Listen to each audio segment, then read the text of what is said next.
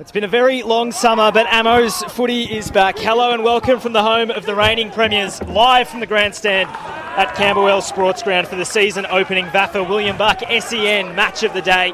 And it's only fitting that we start the 2025 season where we finish the 2024 one with Old Scotch, the Cardinals, who will be first up against St Kevin's. A reminder that we've got pictures streaming for you on vafa.com.au this week.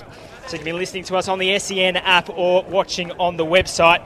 That's going to be particularly important for Scotch fans who might be listening because we've got a flag unfurling to take place before we get underway. My name is Paddy Grindlay. Joey Pignataro is beside me. We'll welcome a debutant today, Adem Savran, and a veteran as well, Simon Petch, to the broadcast across the next 10-15 minutes or so. Joey, yes, welcome back to the VAFA. Hello, Patrick. Great to be here. Great to be on 11:16 SEN in the build-up to our first game of the 2025 William Buck Premier Men's season. Intrigued, I thought you said we had a debutant on the broadcast, so I turned to my left and saw a bloke who's been part of VAFA media for the best part of 30 years and became a life member over the summer. I can't wait to unpack that in the pre-game as I welcome in Simon Petch. Hello, Simon. Hi, Joey and Paddy and Buttons. Nice to be back. Beautiful sunny day down here at Camberwell. And there's really not much to unpack when you're going to go into that. Hasn't happened yet. We'll resume for you, Simon, in just a second. But let's get down to Adam, who's got the coach of Old Scotch, Mark, and that beside him on the boundary. Adam? How are the boys feeling? Must be pretty excited. First game of the year. Yeah, I was a bit nervous earlier, but now that we're back into the swing of it, pretty excited, pretty pumped, mate. Great to be back. Great day for footy, and we're very happy to be here. What's the main focus going into today's game? Obviously going to be a big game. They're probably coming out roaring. What's the main focus going into round one? Yeah, got it on pretty good authority. They've certainly circled this one in the calendar, so I expect it to be a pretty hot start. And I think for us, let's just absorb that pressure. Let's give it back to them a little bit, and see how we can settle. And hopefully we can settle, get the ball on our terms, and looking forward to seeing what we can do with it. Just last one before I let you go. Is there any late changes? Are we going with a full sheet? No late changes as selected. So we've got a pretty mobile side today. So hopefully we can use our legs and really challenge them. Sweet. Best of luck, mate. Thank you. That's Adem Savran down on the boundary. He's going to doing his best work today. Great to hear from the coach, Mark Nat, who is the premiership coach, the reigning premiership coach. The first time in 46 years, boys, that Old Scotch took out a title in 2024, and very shortly they'll be unfurling that flag. They've come in droves to Camberwell Sportsground to see this one. I can see my man Ian, who's brought a second camera for this. It's such a big achievement. Hey, the other big achievement today, before we do go unpack this life membership business with our man Simon, the big man, Will Clark, who literally took some of the best, Simon, during last year's final series. He plays game 100 today. Hey, unforgettable series by him during the finals last year. Plus his whole year was terrific last year, and 100 games up today. Round 1, 2025. We'll be looking forward to it. Have a look at the size of him. You can see him at centre forward, got the socks up. Yep. He's the captain of the Old Boys Scotch Cricket Club, and he had a terrific summer rolling the arm over Paddy. I can't wait to watch him, and of course there's a couple of others who are back in this team, unfortunately, that missed the premiership last year, namely Brodie Easton and Aidan Frenetic, two senior players on the side. I think Brodie's going to be the captain today with Andy Jalbert out with injury, so he gets a chance to be the leader in the first game against the team that is notorious for reaching September actions, St Kevin's. Yeah, a few key outs for Scotch, which we can go through. Ollie Barter at Carlton VFL, James Tarrant playing for North Melbourne VFL tomorrow, Ryan Valentine over at Coburg, Andy Jalbert, as you mentioned, injured, Matt Bennett's retired, Harry Scott also at Richmond VFL. A lot of new names, some familiar, some unfamiliar. Tom Farah makes his debut today. He was the captain of the Scotch College APS team last year, so he's one to keep your eye on, I reckon. He's also got a signature at Box Hill VFL. A bunch of VFL reserves players like Angus Holson, Ryan Walsh and Max Suttle playing. One I'm excited about is Jake Tawney. Jake's going to be running around for his first game for Scotch. He's out of Mount Gravatt in the Brisbane Lions Academy, played last year at Kyabram. He'll be doing some of his best work. We reckon he'll start across half forward, play a bit of midfield as well. And you'll want to be keeping your eye out for the young man in number 26 today, the 20-year-old out of Mount Gravatt. Okay, I'm looking forward to watching him. I had a chat to Anthony Plugger Lynch, and I know very shortly we're going to hear from him in the lead-up to the first bounce. And I said to him, Plugger, we've done a couple of podcasts already on For the Love of the Game throughout the pre-season, and one of my gripes with your football club is the fact that I think you can score more. I don't think you can score enough. And he said, you bang on, Pig. You absolutely bang on. accurate. So I'm expecting some speed on the ball today. They've got a vastly different defensive six that we will see today.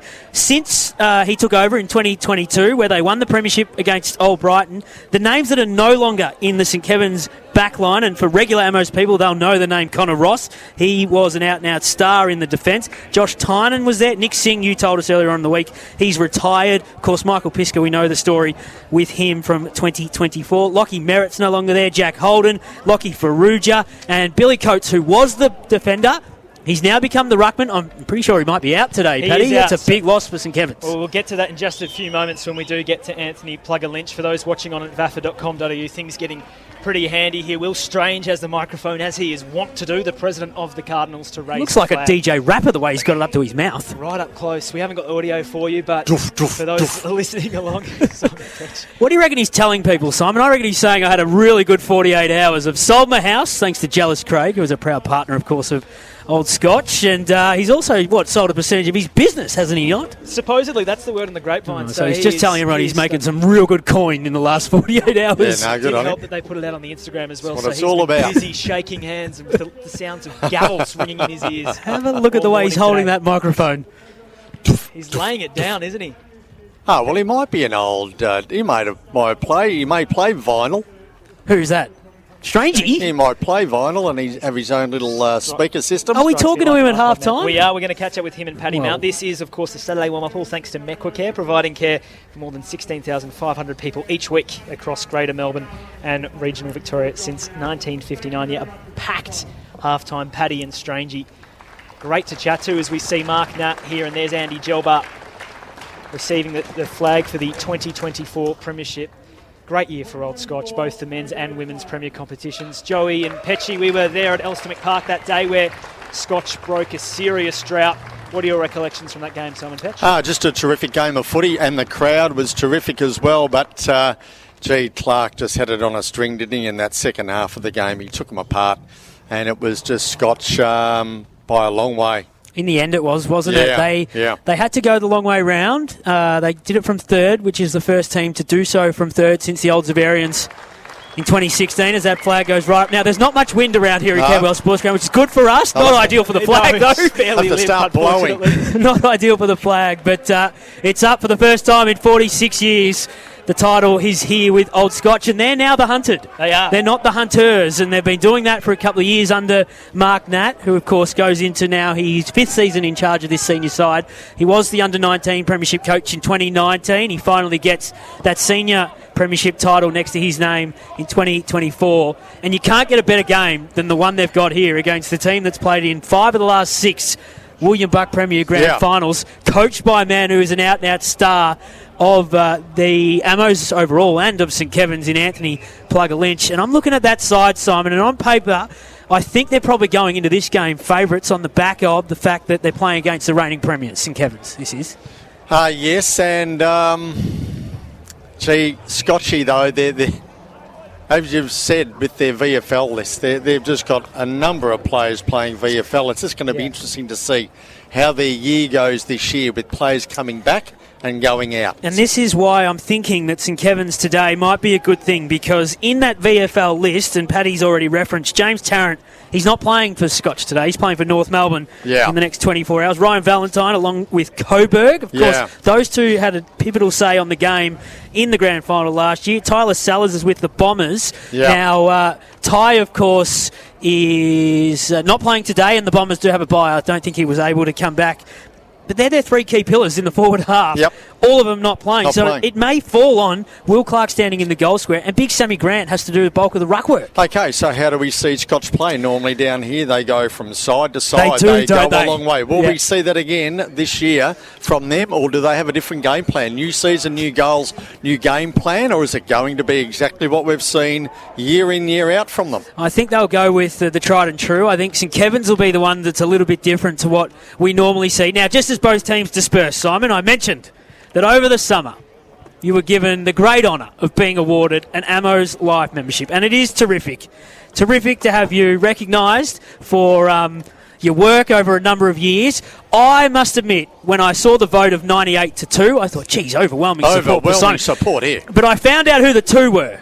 that weren't so sure about him. One of them was me, so that's not really a surprise that I wasn't sure. And the umpiring fraternity, headed up by big Kevin Chili Segota. Yeah, no, good on him. He said, I don't think Simon deserves a spot in the Amos Live membership. But in all seriousness, congratulations. It is an amazing effort, an amazing achievement. We know you've given so much to the Amos over 30-plus years. And I've enjoyed every game that I've called for them since 1998. So it's nice to be eventually recognised later in the year. I was told the printer ran out of ink when they went to print the certificate for you earlier on in the week, Simon. So just at the moment, it's all a verbal thing. Look, we still went and had something to eat for nothing. That was all right. All right, we're not too far away from a start. Our first quarter coming up here on 11:16 SEN. It is the William Buck Premier Men's Match of the Day. That was our Saturday warm-up all for Mequicare, who've been around since 1959. Simon, you've got the action, the first bounce from McQueen Financial Group in this opening term. Okay, so down here, Camberwell Sportsground, round 1, season 2025 between these two sides is now underway in the middle of the ground, and no one can get a real handle on it. It'll come out here to Henry Brown, brought to ground and a good tackle by Hodges, and the umpire says, give it to me. So St Kevin's to the main grandstand end in this first term. Scotch to the bowling green end of the ground. Cameron a handball went sideways, fisted clear by Scotch towards the boundary line. They'll see it over. Will they? Gunson there. It goes over with him there, and we'll have a ball in centre wing. Small grandstand side of the ground. So no breeze. Ground in great order. Drought-proof grass down here at Scotch. And we've gone 45 seconds into the first quarter. Thrown back in by the boundary umpire. Grant palmed it down, and no one getting through there at all. Frenetic held up, and we will have a ball up between centre wing and half forward for St Kevin's. It's the debutant Romanen to do the ruck work here for St Kevin's, up against Sam Grant. It's bouncing around with Cameron, who got it to Cam Hodges, thrown into the ground by Lockie Dennis, and for the third time in 30 seconds we'll have it tossed up. The opening minute of the season on 11:16 SEN. We'll be here all year, every Saturday afternoon at 1:45. We're inside the centre square. Brilliant handball up from Jack Andriski, and St Kevin's get the first foray forward. Dennis on hands and knees, had it stolen away. Thumping kick from Jack Marnie, the new boy, just across the face of goal. And the first score of the year for the Scobbers is a minor one. And Jack Marnie, he's a VFL star. What's he doing here, Paddy? Ex-Gold Coast Sun, North Melbourne player, straight off an AFL list and straight into the Amos. He'll run around the number 5 for St Kevin's. Charlie Cormack with the kick in. Oh, one of my locks for the big V, Charlie Cormack. He's a 2-time representative, so I'd hope so. That's a low kick towards centre half back. Lawrence went diving for it. Marnie got there first, has a run on the outside. St Kevin's pushing the pace. A long kick towards us, it'll just fade away. Brown pushing it through for a second behind rather for St Kevin's. They're 2 behinds. Old Scotch yet to score. As you mentioned earlier, Simon Petch. St Kevin's kicking towards us here in the pocket at Camberwell Sportsground. Cormack's on duties again. He's going to go to the back pocket. So Stubbings takes the mark deep in the left back pocket here for Scotch. And he looks up the ground. He looks to set a wing. And that's where he'll go. Good left foot kick towards the centre wing area. Oh, they go up, and Grant's taken the mark for them. Right in between, meeting the sandwich. Goes out wider here. Spoil on. No, not affected. And taking the mark over there for them is Jackson.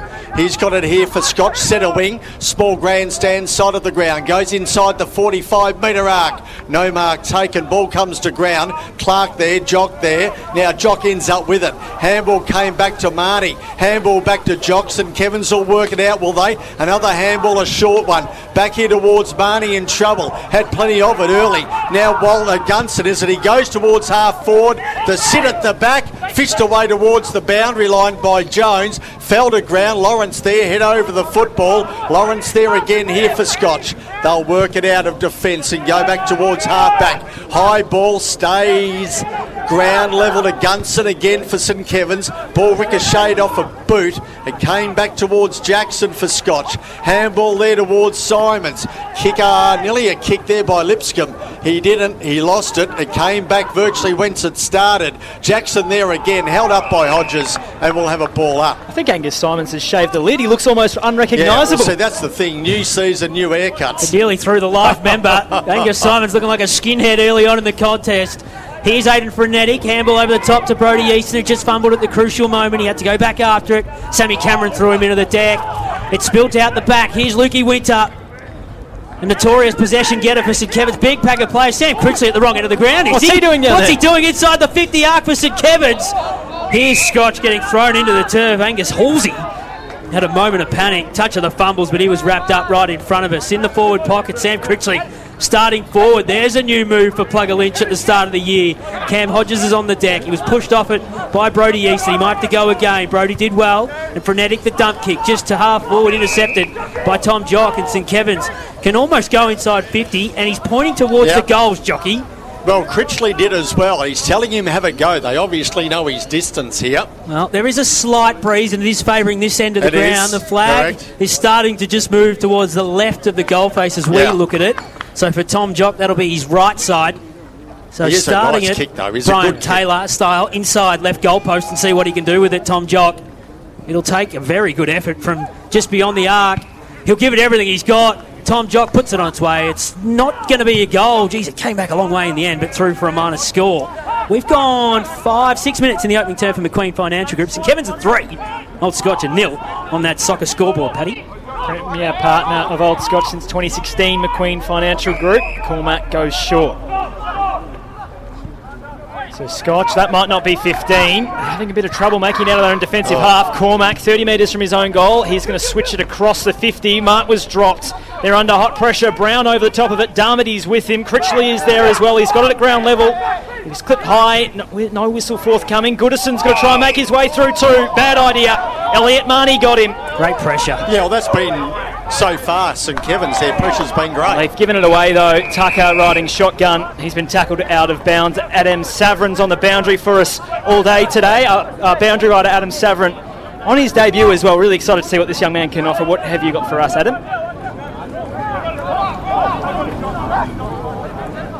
So throw in 60 metres from the St Kevin's goal. They've dominated. Kicking towards us. Romanen, little kick inside 50. That won't go the required distance. Cormac's had a stack of it. He's in trouble. He's clipped high. Walters going through and now he'll switch across the 50. So Cormac across the face of goal. We've seen that before. Kerr, a shocking kick. That was just a wobbly kick to nowhere and it's gone out of play. We'll have a ball in or out in the full. That was a bad kick off the boot. Wasn't much chop, was it? No, not at all. Kick back in here. Jack Brown, not a good one. Open the door for Jock. Darmody goes towards full forward. No one at home. And the mark taken here by Holtz. He marks and goes to the Camberwell Road side of the ground to Townsend and Scotch are away. Now Noblet's got it outside defensive 45. Goes in short and the umpire won't pay that a mark. Ball hits the deck. Andriski there for St Kevin's. We're at half forward here for St Kevin's. The ball goes over the line out of play in front of the cricket wicket area and we'll have a ball in. 4 shots at goal, 3 behinds for St Kevin's. They've dominated early proceedings in the first 7 minutes, Simon, but not much to show for it. So 7 minutes into this first term, 3 playing 0. Scobs have the lead. Toss back in. Sammy Grant grabs it out of the ruck and they want a volleyball spike it forward. Stubbings was met by Andriski. Good bump, knocked him over. Put him on his backside and the umpire will ask for the ball on the outer wing. Simon, been a long time you've been coming to this ground. I've never seen it look as good as it does. No, neither have I. Now the drought-proof grass has really worked here. Stubbings gets the clearance inside 50, go the Cardinals in the big pig direction. He got it out the back, but he couldn't take the mark. Will Clark, that is, locked up around about 9-10 metres out from the Old Scotch goal. And big Willie Clark, who lit up September in 2024, he's playing game 100 today. He'll do the ruck work here, pushed aside by Roman, and the umpire was right on the scene, said none of that. Frenetic grabbed it out of the air. He had a flying shot at goal. And the umpire, who's right there, looked at the goal post and said, nah, wrong side of the stick. So a minor score the way of Aidan Frenetic. They celebrated as if it was a goal. Well, he did. He was on the ground and he celebrated. McQueen Financial Group bringing us the first term at 11:16 SEN. Old Scotch 1, St Kevin's 3. We knew it was a behind. We don't miss it here. Great to see Frenetic back out there. Hamstring injury in the prelim, missed out in the grand final. Yeah. One of a couple to hurt themselves towards the back end of the year. A slight delay as Anthony Seaton's waiting for this football to be delivered back to him. Thought someone might have pocketed it down there. They are nice looking footies. Yeah, can happen. A few of those VAFA players. Charlie think Cormac amongst them. Lovely to see a Sharon, not a Burley, after last year's Big V game. Our life member doesn't mind pocketing a couple of Sharons. No, he doesn't. Seaton Ross went Faulkner's. into the winter direction. Half-back Marnie's been everywhere. Gave it to Jones. He's going to kick it past halfway. Lawrence is underneath this one. Marks for Scotch, the defender. Goes across on that left. They're out on their far side of the ground on the scoreboard. Stubbings has it. Goes out nice and wide to the half-forward flank. In fact, too wide. Goodison chases it out. Wasn't a great kick, but Simon talked about it in the pre-game. They like to switch angles, don't they? Go across the ground, try and cut as many times as they can to put the defence offside. They love it. Right underneath that scoreboard that reads Old Scotch 1 behind, St Kevin's 3 behind. It's just about 10 minutes gone on the first time, all thanks to McQueen Financial Group. Reaching over the top was Grant. He tapped it backwards. Noblet in the number 8 this year after dropping the 56. He refers it back to Stubbings, centre wing, far side of the ground, tackled as he kicked. St Kevin's all over this. Lipscomb is there. Yellow boots, bright yellow boots. They are blinding from Jack. He's going to go short towards half forward. It's a nice kick. Grant, the big fella, turns around, looks in the big extractor direction. There is Angus Hart to get a fist to it. Scotch's small forwards on the scene. Seaton is there for St Kevin's to battle. Here's Clark again. He's going to pick it up and snap it. He's missed badly, out of bounds on the full in the opposite forward pocket to which he was kicking. Out of bounds, left back pocket now for St Kevin's, and they'll go out towards the far side of the ground. The old grandstand side that Simon Petch loves so dearly. Yep, the small grandstand side. Barnett went straight into Darmody. Barnett gets up now, he's okay. High up and under ball, Grant there. And he's taken the mark, played on, goes back into the middle here for Scotch. Open the door here for Noblet. Goes further out wider here to Stubbings. And he takes the mark in front of the scoreboard, goes to the pocket. And no mark taken there by Scotch. Seaton ended up with it for St Kevin's. Brings it back towards centre wing. Kerr bends down to pick it up. He's got people in support. No, he hasn't. 2 Scotchies go over and wrestle him. And the umpire says, give it to me, I'll ball this one up. 3 playing 1. 10.5 minutes gone in this first term for McQueen Financial Group. And a Scotch lead, 3 behinds to St Kevin's 1. Out of the middle, Scotch go forward again. Jackson's had a fairly good quarter. Handball found Goodison, who goes to Polkinghorn. Had it fisted away, felt hit a Gunson. Good tackle. Laid on by Polkinghorn. The umpire says, give it to me, I'll ball this one. Directly in front of Scotch's goal at the bowling green end of the ground. Yeah, super from Polkinghorn. Went back with the flight, didn't take the mark, but did well as soon as it hit the ground. So now we've got Jones and the big man Clark, who grabbed it out of the ruck. He was met straight away, and St Kevin's will clear, maybe only for the moment though. Noblet used the body nicely and took the mark on the half-forward flank. So the last couple of minutes it's been camped at the bowling green end of the ground. That's the end in which Scotch are kicking in this opening term. Goes in the direction of the big man. He couldn't take it. At the front is Henry Brown. He grabbed it and then rode the body of his opponent and thrown into the turf. So early going of this season, 2025. Round 1, the opening term for McQueen Financial Group. St Kevin's 3 behind. Scotch 1. Clark won it down. Up and down the chimney goes the kick from Lukey Winter. Charlie Cormack in a 2-on-1 did really well. He's wrapped up straight away though by Darmody. And the umpire will ask for it again. We'll have it thrown in on the half-forward flank. Amazing. No goals yet. We've gone 12 minutes. Well, that's not really the case at Toorak Park. Around the grounds, thanks to McQueen Financial Group, the Zavs have the first 4. Wow. They are on fire to start their 2025. Here's Critchley, 60 metres from goal. They're playing De La Salle. Yes, one of yours. Jones won out on Hulse at the top of the goal square. Hulse reached over the top with the left mitt, got it down. Marnie at ground level, picked it up cleanly. Handball over the shoulder. He goes to Jack Marnie. Jack got it from Elliott. He'll go again, Jack Marnie at ground level. Hulse battling desperately in his own defensive half. Cormac gets there.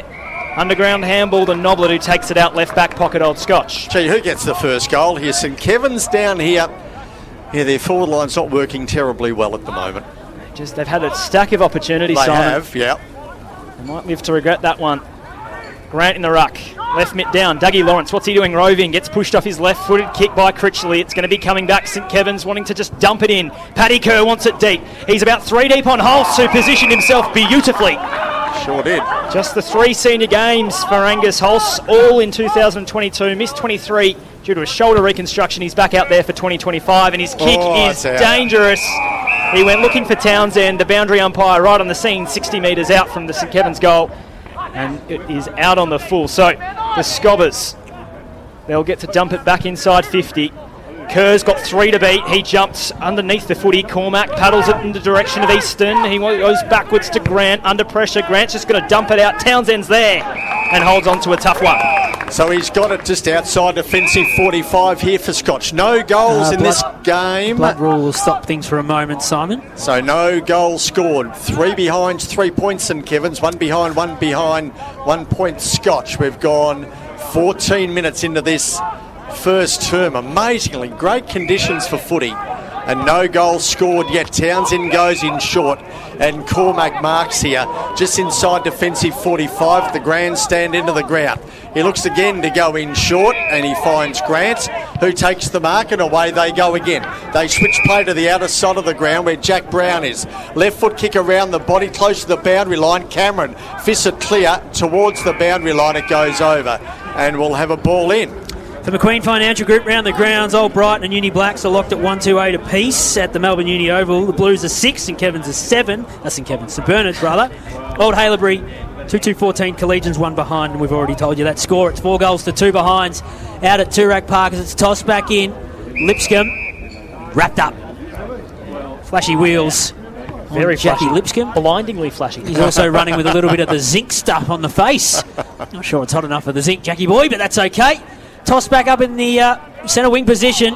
It's going to stay in for Larcher. Yeah, he keeps it in just to centre half forward. Hodges sits underneath it, takes the mark right in the breadbasket. I reckon Cam Hodges might back himself in here. He wasn't on my list. Robbie Larcher coming up from the twos, playing 2 games in one day. Where's that come from? He's gone short. He's gone short. I better mark him down because he's not on my And list. Sammy Barnett. It may have been Liam Gunter. There's a blue. There's the first one for the year. We've There's never the first tipped one. each other in 7 years. Now that you're a life member, you want to tip us all in. No, Paddy looked at me first. Oh, you're a disgrace, both of you. Sammy Barnett Paddy looked at me first. having the shot at goal. You've just got to work out the cobwebs in the opening 15 minutes of the year. But if you want to play that game, we'll see you in September. Here's Sammy Barnett from directly in front. We're still looking for our first goal of the year. And there it is. Sammy Barnett puts his name on the board, and St Kevin's have the first one. 1-3-9 to 1 behind. I can confirm that in number 36, Liam Gunson looks exactly like Robert Larcher.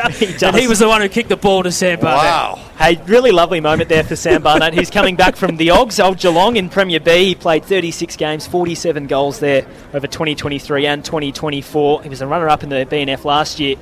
Had a nice little stint earlier at Scob, 2017 to 2021. 43 senior games, 35 goals, and a 2018 premiership player. There's everything about Sam Barnett that I've got written down in front of me. And what about Robbie Larcher?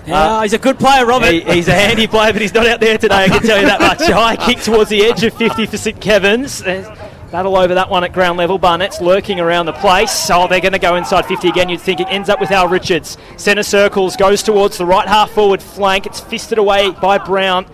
Marnie was there. He'll go and get it himself, Marnie. He's done a super job early in this game. Hulse picks it up, hurdles an opponent. Oh, now he's tackled out of bounds. Did he drop it? The St Kevin's players are appealing for the holding the ball free kick. Nothing forthcoming. Tell you what, you blokes wouldn't want to make a mistake. We've No, only tell got you 17 what, minutes into the game. We've got 3 quarters and 13 to go. Yeah. It's a tough school, the SEN match of the day. It's all right.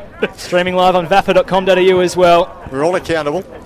Old Scotch will get out of their defensive 50. They really want the corridor here. St Kevin's making that hard. Brown wanted the handball. It was intercepted by Al Richards to Darmody. Inside 50 St Kevin's. Darmody will be wrapped up. 48 metres out from his goal. St Kevin's 1-3-9. Scotch 1 behind. 17 minutes gone. Joey Pignataro. Just a question for the life member. Are Uni Blues in that grand final yet, Simon? Oh, well. We might have some audio for that at half time. So that'll live forever. It will last longer than religion, that audio. They're still looking for Simon out of the hole he dug himself into in preliminary final weekend. Here we go. Grant gets it here. Stubbings now has it for Scotch. They'll work it back towards centre wing. Players calling each other out. Clark up into his own or his opponent. And St Kevin's end up with the free kick. Now they'll bring it forward. A kick off the side of the boot virtually. Tucker was there, had it fisted away by Grant. Now a chance here. Scotch can work it through the middle of the ground. Jack Brown, or is it Henry? No, Henry this time. Oh, hang on. Gets it onto his right foot, goes further afield. Now Simons gets onto it, goes in short. Not the required distance, surely, but Frenetic's got it. Gee, that was, I don't know if that was 15, but he's was paid about it. 9 metres, I reckon. It was really short, wasn't it? But Go on. Tip him in. Come on. Yeah, come on. Townsend's got it. Okay, there we go. I only saw one. Yeah, but at least he's playing. There we go. At least he's playing.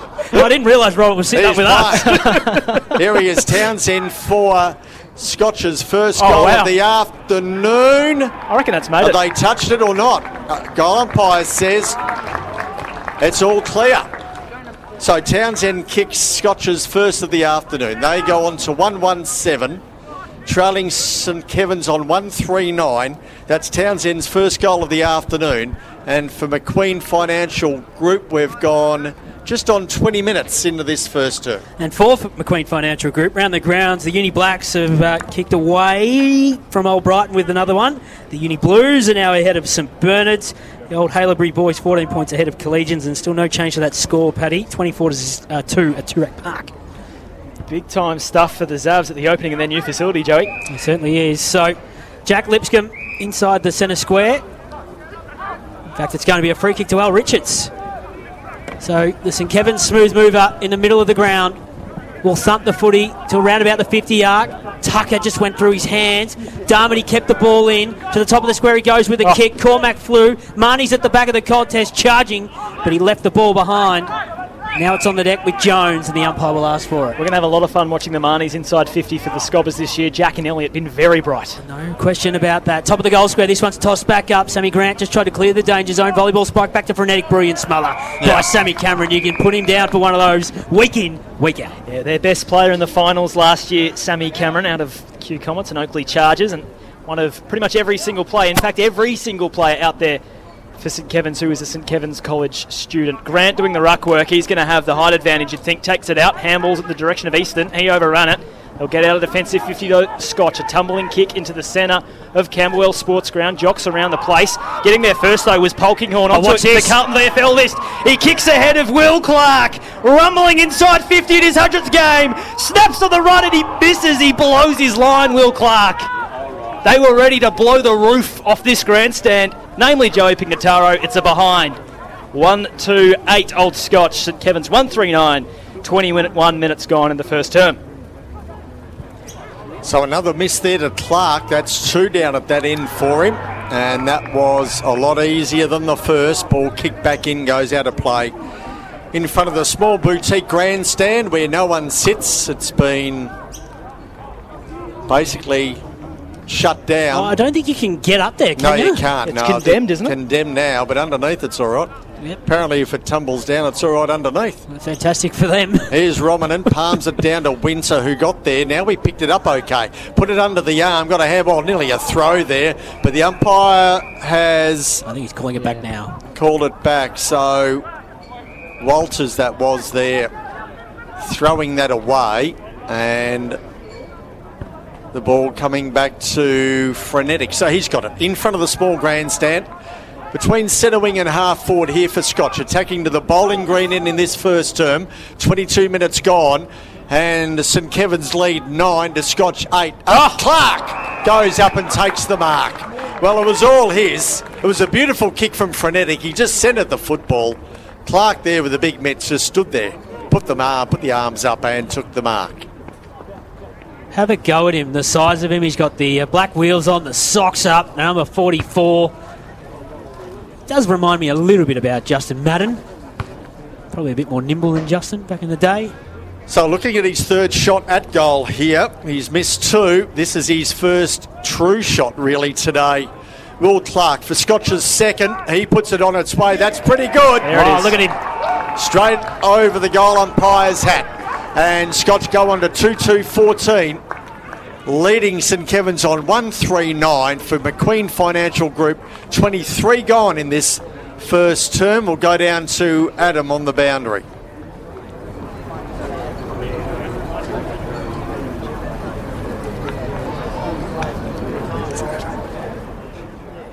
Good to hear from Adem Savran down on the boundary line. McQueen Financial Group has Old Scotch 2-2-14, as Simon said, ahead of St Kevin's now 1-3-9. And Will Clark, in his 100th game, kicks his first goal. Sammy Grant, as we go back into the middle, won it down. Winter tried to extract the Sharon. He went backwards to go forward. So St Kevin's now at centre-half forward. The double fist came from Ryan Walsh of Scotch, but he missed his teammate as he tried to get it to him. Hodges at ground level, patted it back to Barnett. Walters missed the football. Here's Dennis, wrapped up by Critchley, managed to get a handball. Moving to Noblet, now to Frenetic. Through the centre circles goes Easton. Another handball over the top to Walsh. They're moving in waves here, the Cardinals. Back in the direction of the Pig. Oh, he's got it! Magnificent play through the middle now. You don't normally see Scotch do that. Well, they were just running in waves through the middle of the ground there. They didn't go wide. They heard the calls, and then Clark just stands there at half forward and takes the mark. I've been on about this for a number of years. As soon as you kick a goal, you leave your best players on the ground. That's when the adrenaline's pumping, the blood's flowing, the chest is out, the biceps are bulging, and the big Pig, we know what he can do. He just needs a sniff at the trough and watch what he can do. Player of the day. If he kicks this, they may as well take off the small roof of the boutique grandstand, because it'll start to come down brick by brick. He's kicked one already. This for his second in a row. On the runway goes Will Clark. I think those goalposts are a bit short. It looked good to me, but the umpire said no, minus score. Adem Savran on the boundary for us. What do you got for us?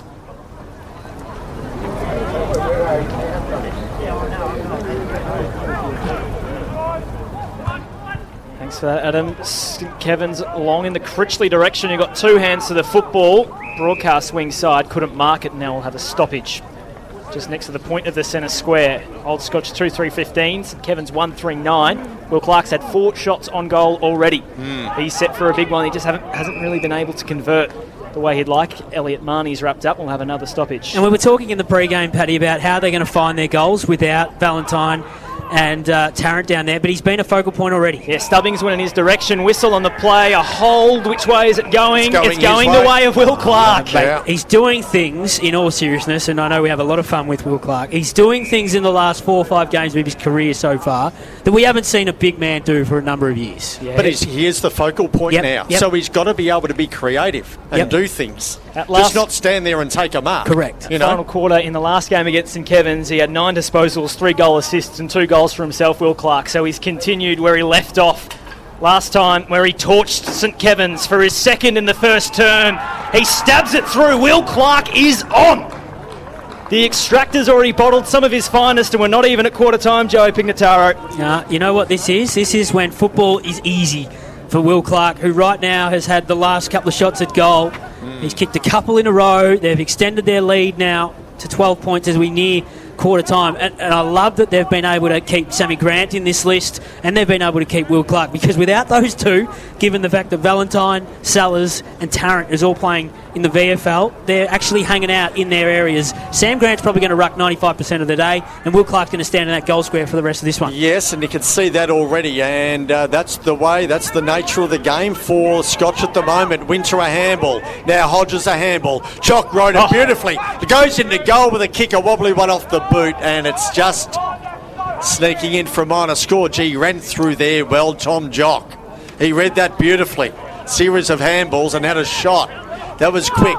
Takes Scobbs on to 1-4-10, trailing Scotch 3-3-21. We've gone 27 minutes into this first term, and Noblet from the kick-in takes the mark. Centre wing, outer side of the ground, small grandstand side of the ground he goes. Simons gets away from Jock. Kick inside the 45-metre arc. One-handed attempt there by Hart, not good enough. Clark hot on his hammer. Hart got the handball up, but then Clark gets a free kick. Yeah, he did well, because he didn't get to the ball, marking contest, Simon. He wrapped up Angus Hart, who just threw it away with the one juke. And I'm telling you just need to sniff this bloke. He's having his 5th, 6th shot of the first turn. Yeah, and this... Obviously, this distance doesn't bother him. Not at all. We saw him just miss before. No breeze at all down here today. If any, it's favouring the large grandstand into the ground.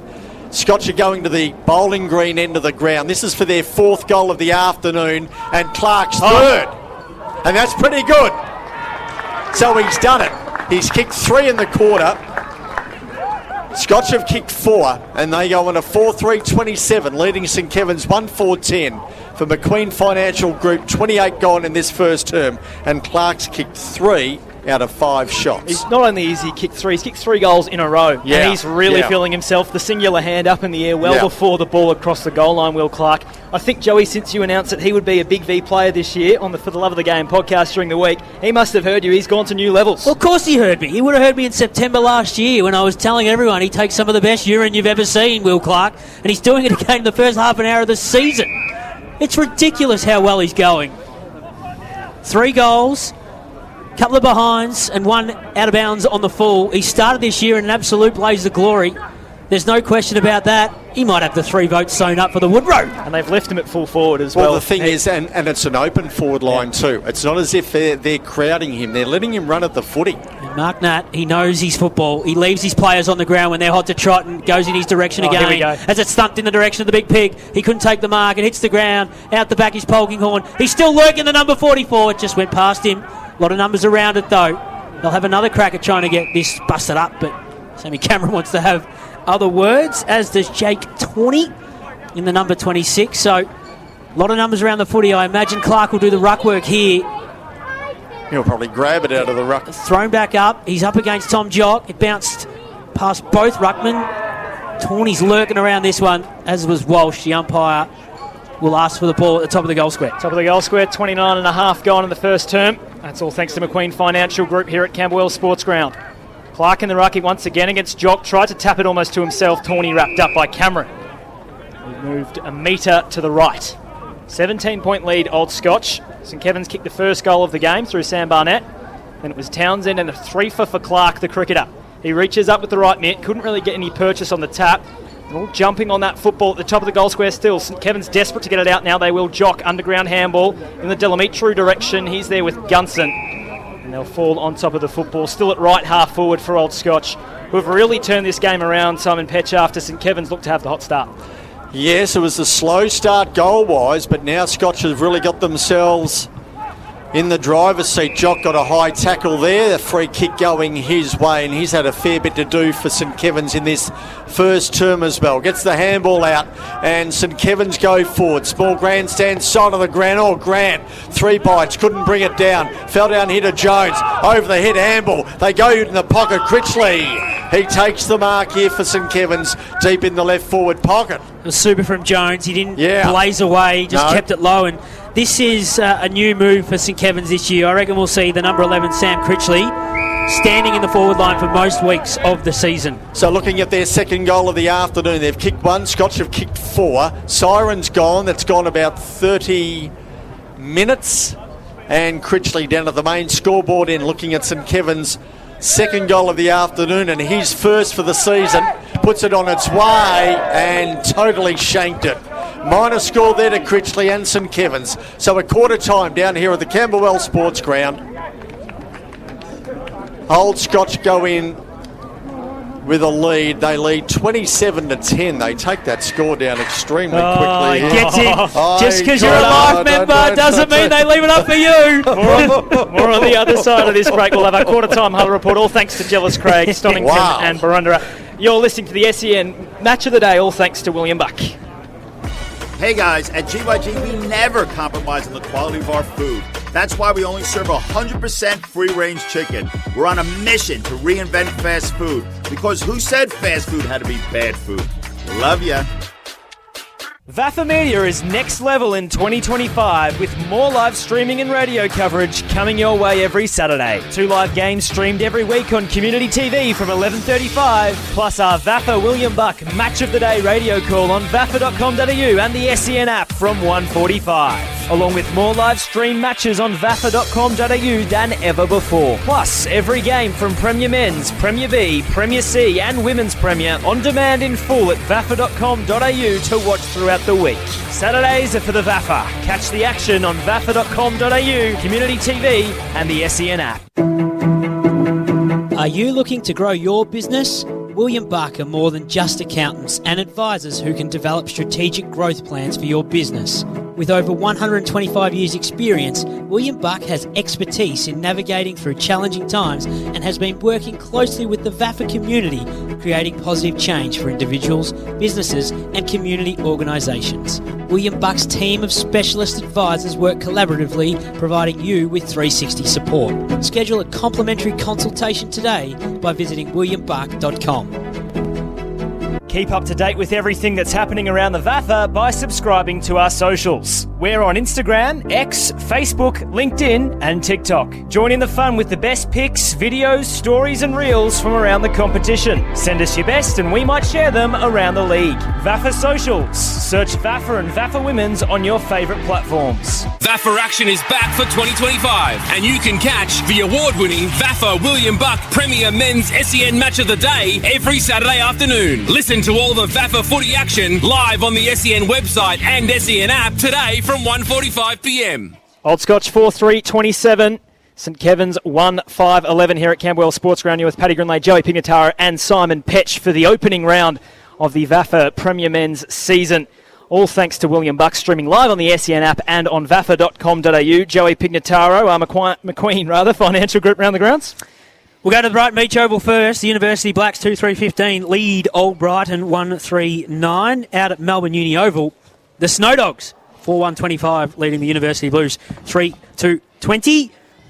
Old Haileybury holding a 21-point advantage against Collegians at their home ground, 4-4-28 to Collegians 1-1-7. Of course, Old Haileybury's first game back in William Buck Premier Men's. And the Old Zavarians 4-1-25 leading De La Salle 3 behinds at the newly unveiled Toorak Park. And I'm pretty sure in that game, Tex Wanganeen was listed for the Old Zavarians. Yeah. Wow. It's De La's first game, of course, since 2019. Yes. Yeah.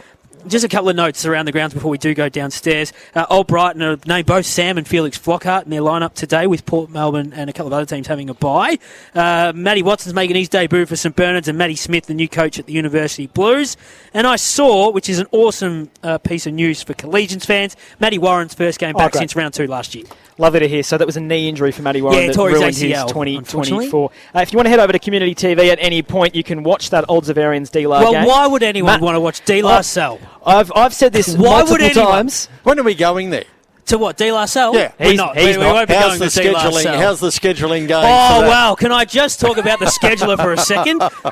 Can I just... not yet, or can we do it now? Okay. Did you happen to read on vafa.com.au the preview for this weekend? No, I haven't read it yet, but I'll read it after. I know what's coming. Can I just read you out a sentence that came through from the scheduler? Right, okay. I noticed the scheduler went for all the home teams today too. I think the scheduler uses either myself or Paddy's tips rather than pulling out the splinters and picking a team. Home side.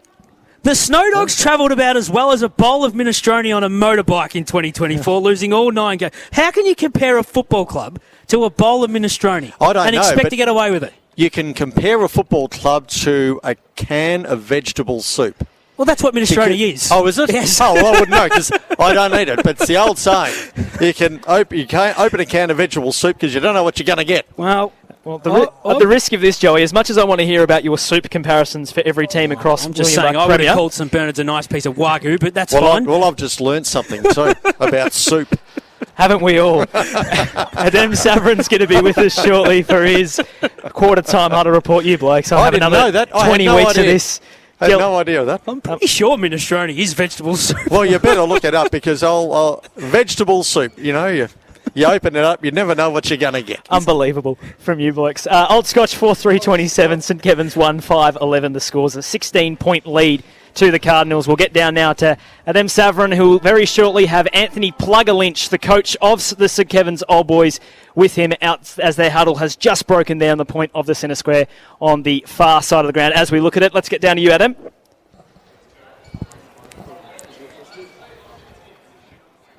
We'll get back to Adam in just a few moments' time. Will Clark already with 3 goals, gentlemen. Is he in for a 10-plus day? I know that you're really interested. Hang on. Can we flag this one? Will he kick 100 for the year? Here we go. The next one. Let's get back down to Adam before we get even in more trouble up here in the commentary box. Adam, let's go for it.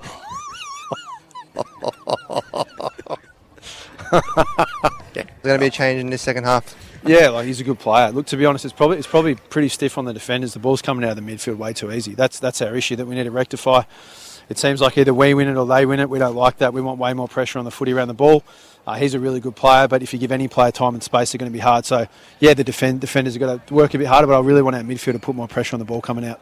Has there been a bit of sluggishness or cramp from the boys, especially because it's round one? Not in quarter one, mate. No, not yet. No, look, mate, I was thrilled that we got to play the reigning Premier round one because we can find out where we're at. We've got a bit to work on, but we've got 3 quarters to turn around. Thanks, mate. Appreciate your time. Cheers. Quarter time huddle report. All thanks to Jealous Craig. Thanks very much to Adem Savran for that one. Plugger Lynch as well for his time off the back of the huddle. I think he'll learn at end that the first thing he'd ask there is Will Clark in for 10, or are you going to switch Sam Critchley onto him from full forward? Are you fair income? You reckon Will Clark's going to kick 10? He's got that sense about him. I don't think he'll end up with the 10. That might have been a continuing of our soup conversation. We're going to have a good look at him. He is right in front of us as we look at it, and he's right in front of the Scotch faithful as well, and the premiership flag. So if you thought Will Clark was up and about in that first term, oh boy, you're in for something. Second quarter ahead for United Petroleum, Joey? I think Dave Mirror might be the only player in the last half a decade to kick 10 or more. And he might have done it against Old Haileybury a couple of years ago, kicked 11. He's going back and forth with the crowd as well, is Big Will Clark. Simon Petch, we're in your hands for the second term. Scotch kicking it towards us in the grandstand end of the ground. St Kevin's going towards the Bowls Club. Just confirming with the life member that I'm pretty sure every single soup has some form of vegetable in it. Is that right? I'm pretty sure you can't get a soup that doesn't have vegetables. The last time I looked at soup, it was chicken and sweet corn at some joint called the Flour Drum. $125 a bowl. I said no. You're a life member. You get that for nothing. Up we go. Quarter 2 underway down here at the Camberwell Sportsground. And Scotch go in with a lead of 17 points. And they'll get held up here. St Kevin's go forward through Delamitru eventually as he takes the mark at centre half back. He'll go in short over Cameron's head. Not a real good kick. They swoop now. Hodges there over at it. Lipscomb went one way then the other with a handball. Got it back to Easton. Now they go further afield. Scotch. They'll bring it forward. They'll square it up. And Townsend drops into Clark's space and takes the mark. Well, it's either him or Will Clark at the moment. Yeah. Well, there's a will, there's a way. We've got 4 goals kicked all by Wills and about to be a 5th perhaps. Yes. Well, there's your headline for the weekend's report. Where there's a will, there's a way. Hope the scheduler is listening in. They may kick 10 between them. I'm not sure one of them's going to kick 10 on his own. The day is young. Quick start. We've gone just on a minute into this second term. Townsend kicks it. Well, as soon as it left his beat, he knew straight away. That's his second of the afternoon. He's kicked 2. Clark has kicked 3. Between them, they've kicked 5. So they're the only goal kickers for Scotch. 5-3-33. Scotch. St Kevin's 1-5-11. We've gone just on a minute in this second term for Jealous Craig. So Plugger Lynch just told our man Adam on the boundary at quarter time, the ball's coming out way too easily. We need to amp the pressure up. Unfortunately, that first 60 seconds is a prime example of what he's hoping to not see more of, where Scotch was able to turn the ball over in the centre square and then go forward and kick another goal. So since they've kicked the first one, Scotch have responded with an X5.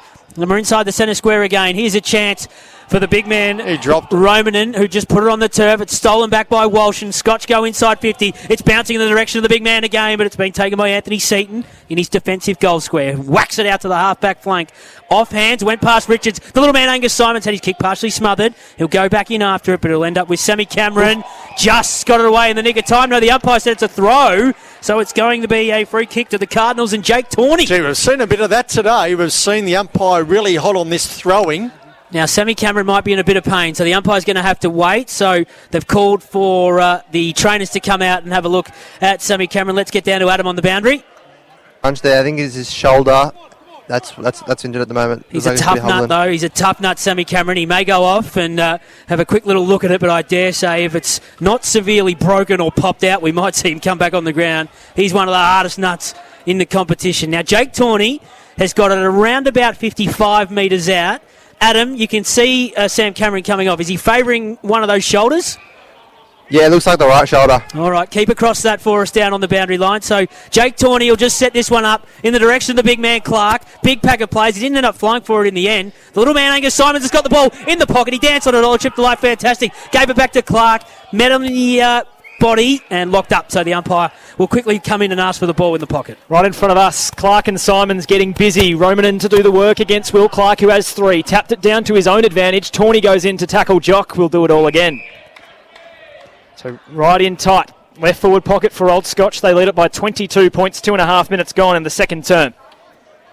Clark and Roman in to resume hostilities. Straight down to Winter, who just punts it out of there on the left. Goes long to a one-on-one. Lawrence and Kerr, maybe some holding going on. The umpire says play on. Lipscomb over the top of the footy. He'll be tackled. He gets loose. His handball, though, went straight to Al Richards, who couldn't control it. Now Tawney's got it. Winter's got him. He'll be wrapped up 60 metres from goal. On debut for Old Scotch, Jake Tawney out of Mount Gravatt and the Brisbane Lions Academy, and then Kai Abram. Played a lot of defence by the looks of things. Ball back in the air. Brown at ground level doing the hunting for Old Scotch. He's got Walters. Walters gets rid of him. Simons has got him now. He's in trouble. He's gone. Good tackle. He gave him plenty of time too, didn't he? Yep, the Scotch pressure is hot. Yep. Simons, 2 kicks from goal. Now look at Clark's leading into the pocket. He's ignored. Now Simon sits it up. Clark will go again. Tawney is there. Roman should have taken that mark. Tawney takes the spillage. Dear me. How could he not take that mark? First goal for the new Cardinal, Jake Tawney. Wow. And they all get to them. Look at that. The defenders coming up. Jack Brown, the last to congratulate the number 26 in the red, blue and yellow. Jake Tawney's on the board. Old Scotch have 6. You know why he couldn't take that mark, Simon? Right. The perceived pressure that's going on out there at the moment from the Cardinal front 6 is so strong. And the young fella, albeit his first game, he'll hopefully keep his head up. I saw a couple of senior players get to him and say it's okay. Yeah. But terrific from Tawney to be in the right spot. But it's Angus Simons, it's Will Clark, it's Will Townsend. They are hot to trot. They're inspired at the moment. There's no question about that. They sure are. That's why they've got 5 goals on the board. 5-3-33 Scotch. 1-5-11 St Kevin's. 4 gone. Second term for Jealous Craig. Grant out of the ruck, got it down, but Winter roved it okay. Now Jack Marnie there got a handball, a loose one. They'll go forward again here. Tawney a kick in towards half forward. It bounces towards the boundary line. Now it's saved and a kick into goal. Tommy Farah. By Farah, and it missed. Minor score, taking Scotch on to 5-4-34. St Kevin's on 1-5-11 for Jealous Craig. 4.5 gone in this second term. Connor Lynch is going to bring the footy back in. He'll run out of his defensive goal square and take a bounce as he does so. Sweeps the handball over the top, so they're moving forward here. St Kevin's thumping kick down the line. Sammy Grant's in the box seat, didn't take the mark. Charlie Cormack is there to lend support. Now with Hulls, who may have run himself into trouble. Picked up here by Jack Marnie of St Kevin's. Comes back inboard with Winter and now with Cam Hodges, who stepped around the big man. Sammy Grant did well. Thumped it down the line in the direction of Jones. Didn't take the mark. Went through the legs of Barnett, but they're still off to the races with a couple of speedsters. Elliot Marnie is one of those. Now it's Critchley underneath the scoreboard as he went for Kerr. He missed him. And it's gone over the line and out of bounds just underneath the scoreboard, which after 5.5 minutes has Old Scotch, I'm pretty sure, 6 goals for 40 to 1-5-11. This second term is all for United Petroleum. Let's quickly go down onto the boundary line with our man Adem Savran. Yeah, thanks, Paddy. Yeah, he's gone down into the rooms. I think it's a left shoulder complaint. I'll get back to you and get more information. Thanks for that update on Sammy Cameron. This one's been spiked out from that boundary throw-in. It's progressed some 15-20 metres and back out of play where it will be thrown in. So neutral territory now. Joey Pignataro. I was just updating Ortho Sport Victoria. So Sammy Cameron's down in the rooms, a team of 13 skilled Melbourne orthopaedic surgeons specialising in treating musculoskeletal conditions and injuries. Hopefully it's not a serious one for Sammy Cameron. Hopefully he doesn't have to visit the musculoskeletal surgeon. Sammy, the number 43 for St Kevin's. Roman over the top of this throw-in. Elliot Marnie's around the place. The smothered ricochets inside 50. Scotch have numbers. Cormac will watch that one as it was handballed towards him. Via the agency of Max Suttle, it sailed out of play. Right beneath that scoreboard, 50 metres out from the St Kevin's goal. So they still haven't added that goal here for Scotch, yeah? So we're 6-4-40? 6-4-40 to 1-5-11. We've played 6.5 minutes of this second term, all thanks to United Petroleum. St Kevin's got the territory advantage at the moment. Grant took the ball out of the ruck. Winter up against him. He lost possession of the football. Sam Tucker's around the place. So is Barnett. Handled it to Richards. He's hot. He's under pressure. Loses the footy. Scotch have done well to keep pressure around this ball, though. The tackle there on Critchley was it high, it looked to be. And he'll have a shot from 30 metres out directly in front. Just caught by Stubbings, it looked like. He should kick this, you'd think, Sam Critchley, and just get some momentum back for St Kevin's. Well, we did see him miss one down here at the end of this first quarter, Critchley, and he wasn't on a tight angle either. But here's a beautiful kick of the footy. Yeah, he's a 4-time...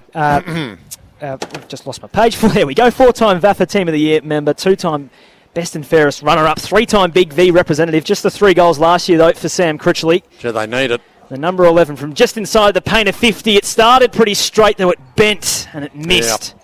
To the left-hand side, St Kevin's 1 goal, 6-12. Old Scotch 6 goals, 40 rather. Just around the ground, Simon, before you go, Zabs 29 points ahead of Dealer. Old Haileybury 9 points ahead of Collegian. St Bernard's 2 goals up over Uni Blues, and the Blacks have a 6-point lead over Brighton. So Cora ball kicked back in, up towards Clark. He marks on centre wing. Have a look at him. Gets up quickly. He looks at full forward. Decides to go to Lipscomb in the middle of the ground, then he goes out wider here to Stubbings. So Scotch from one side of the ground to the other. Now he'll go towards Goodison. He didn't compete, fell out the back here. Handballs are plenty. Came back here to Henry Brown. Goes in towards full forward. A drop mark taken there by Tucker. And the umpire says a minor score, so takes Scotch on to 6-5-35. 6-5-41 to St Kevin's 1-6-12 for United Petroleum.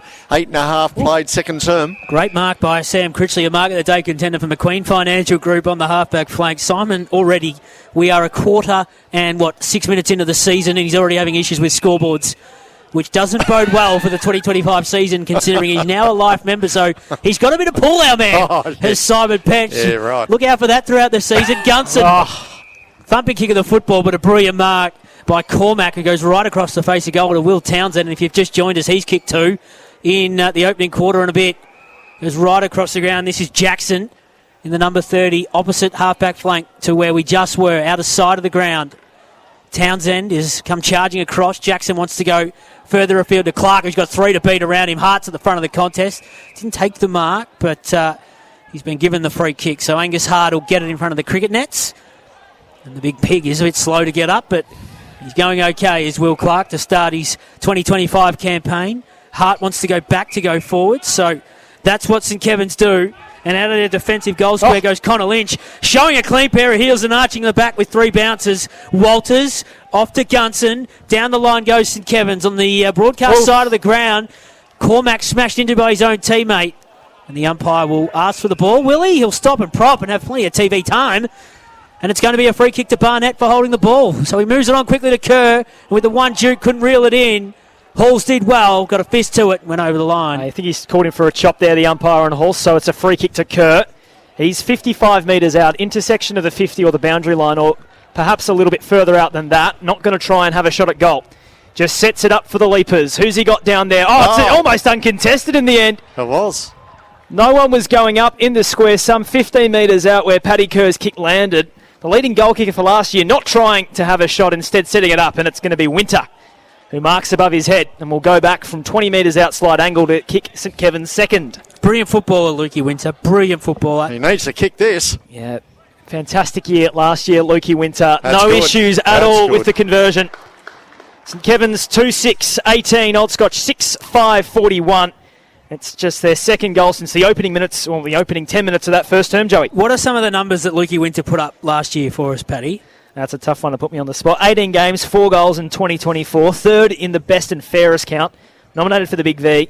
He won their best and fairest in a premiership year back in 2022, where he was also the rising star. That was the same year that Emily Condon and Jack Dalmody out of St Kevin's were nominated. Handy season, no question about that. The reason I ask is because you did mention there, 4 goals.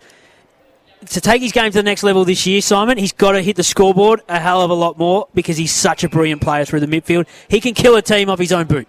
So Grant gets the free kick out of the middle, handball. Frenetic kicks the ball down towards Clark. He brought it to himself. He held on to it for an eternity. The umpire said holding the footy, and the free kick goes Andriski's way for St Kevin's. So Clark looking for a handball, but he just couldn't get rid of it properly. And Risky goes towards centre wing. Small grandstand side of the ground. Darmody ducked his head, given a high tackle there by Henry Brown. And Darmody receives. So for United Petroleum, 12 minutes gone in this second term. Scott 6-5-41. St Kevin's on 2-6-18. And St Kevin's go from one side of the ground to the other, where Seaton marks on the Camberwell Road side of the ground. He looks up towards centre wing, but not much movement up there for him. He goes in short, and the marker's been taken over there. A kick towards the scoreboard side of the ground, and Lipscomb was there. Handball back here to Jack Marnie. He's brought to ground. The umpire says, give it to me, I'll ball it up. So 6-5-41 have updated that scoreboard to 2-6-18 in this second term for United Petroleum. They must be listening to us. Well, they Maybe. listen to you, definitely, as a live member. Why wouldn't they? You've got some pull, I'm Are telling we you. going to stop this, or is this going to continue on for the rest of my life? For the rest of your life, that's what happens when you win awards like that. I didn't win it. Pretty sure you used to tell me about how I was Media Personality of the Year. Here's Aidan Frenetic underneath the scoreboard. I knew that'd get you up. He goes short, and Connor Goodison has the ball. I haven't really had too many slow build-ups of Old Scotch. They've been playing at a frenetic pace, thumping kick of the football in the direction of Angus Simons, who did his own piece of roving. He's not facing the goal. He went back to go forward. Though he can go into goal. Awkward kick from Brown, but it'll work because Stubbings is on the goal line. Everything is coming up Cardinal in this second quarter. And this angle, though, will suit him because he is a left footer, Harry Stubbings, so he'll just step around, you'd think, and snap. Okay, so in the forward Yeah, pocket. it's pretty simple, isn't it? Yep, straightforward, I would have thought. Pretty Pretty straightforward. I reckon we could go out and do that. I reckon we'll try at half-time, or at least you will. Here he goes. He may kick it towards us here, Simon, so let me see your skills on Well, you show. may mark this. Show me what you used to do in the old days when you'd pinch the Ross Faulkners, because Stubbings just kicked the goal, and it's coming straight at you, Simon! Brilliant kick. I marked it and I threw it straight back. Brilliant kick from Harry Stubbings. They've got 7-5. 47 to 2-6-18 in the second term for Jallis Craig. 14 minutes have elapsed. The platinum partner of the premiership side, the Cardinals, who helped sell the Will Strange household during the week. We'll talk about that at halftime. We believe that our common goal is shared success. Paddy? Back down to Adem Savran on the boundary. Yeah, Paddy, like you said, that goal was just on the back of fast ball movement right there. Just a quick J handballs over the top and goals on the good side. Good work down there, mate. We'll go back to the middle for Romanen and Grant. So Old Scotch just holding a handy little 29-point lead at this point of the afternoon. They're going okay. Goodison steps to the inside, gets the handball away to Brown, sets it up in the Clark direction, getting across with Seaton. Big fist, and it will go out of play in the right forward pocket for Old Scotch, right towards us. And that hill behind the goal, Simon Petch, is getting well populated.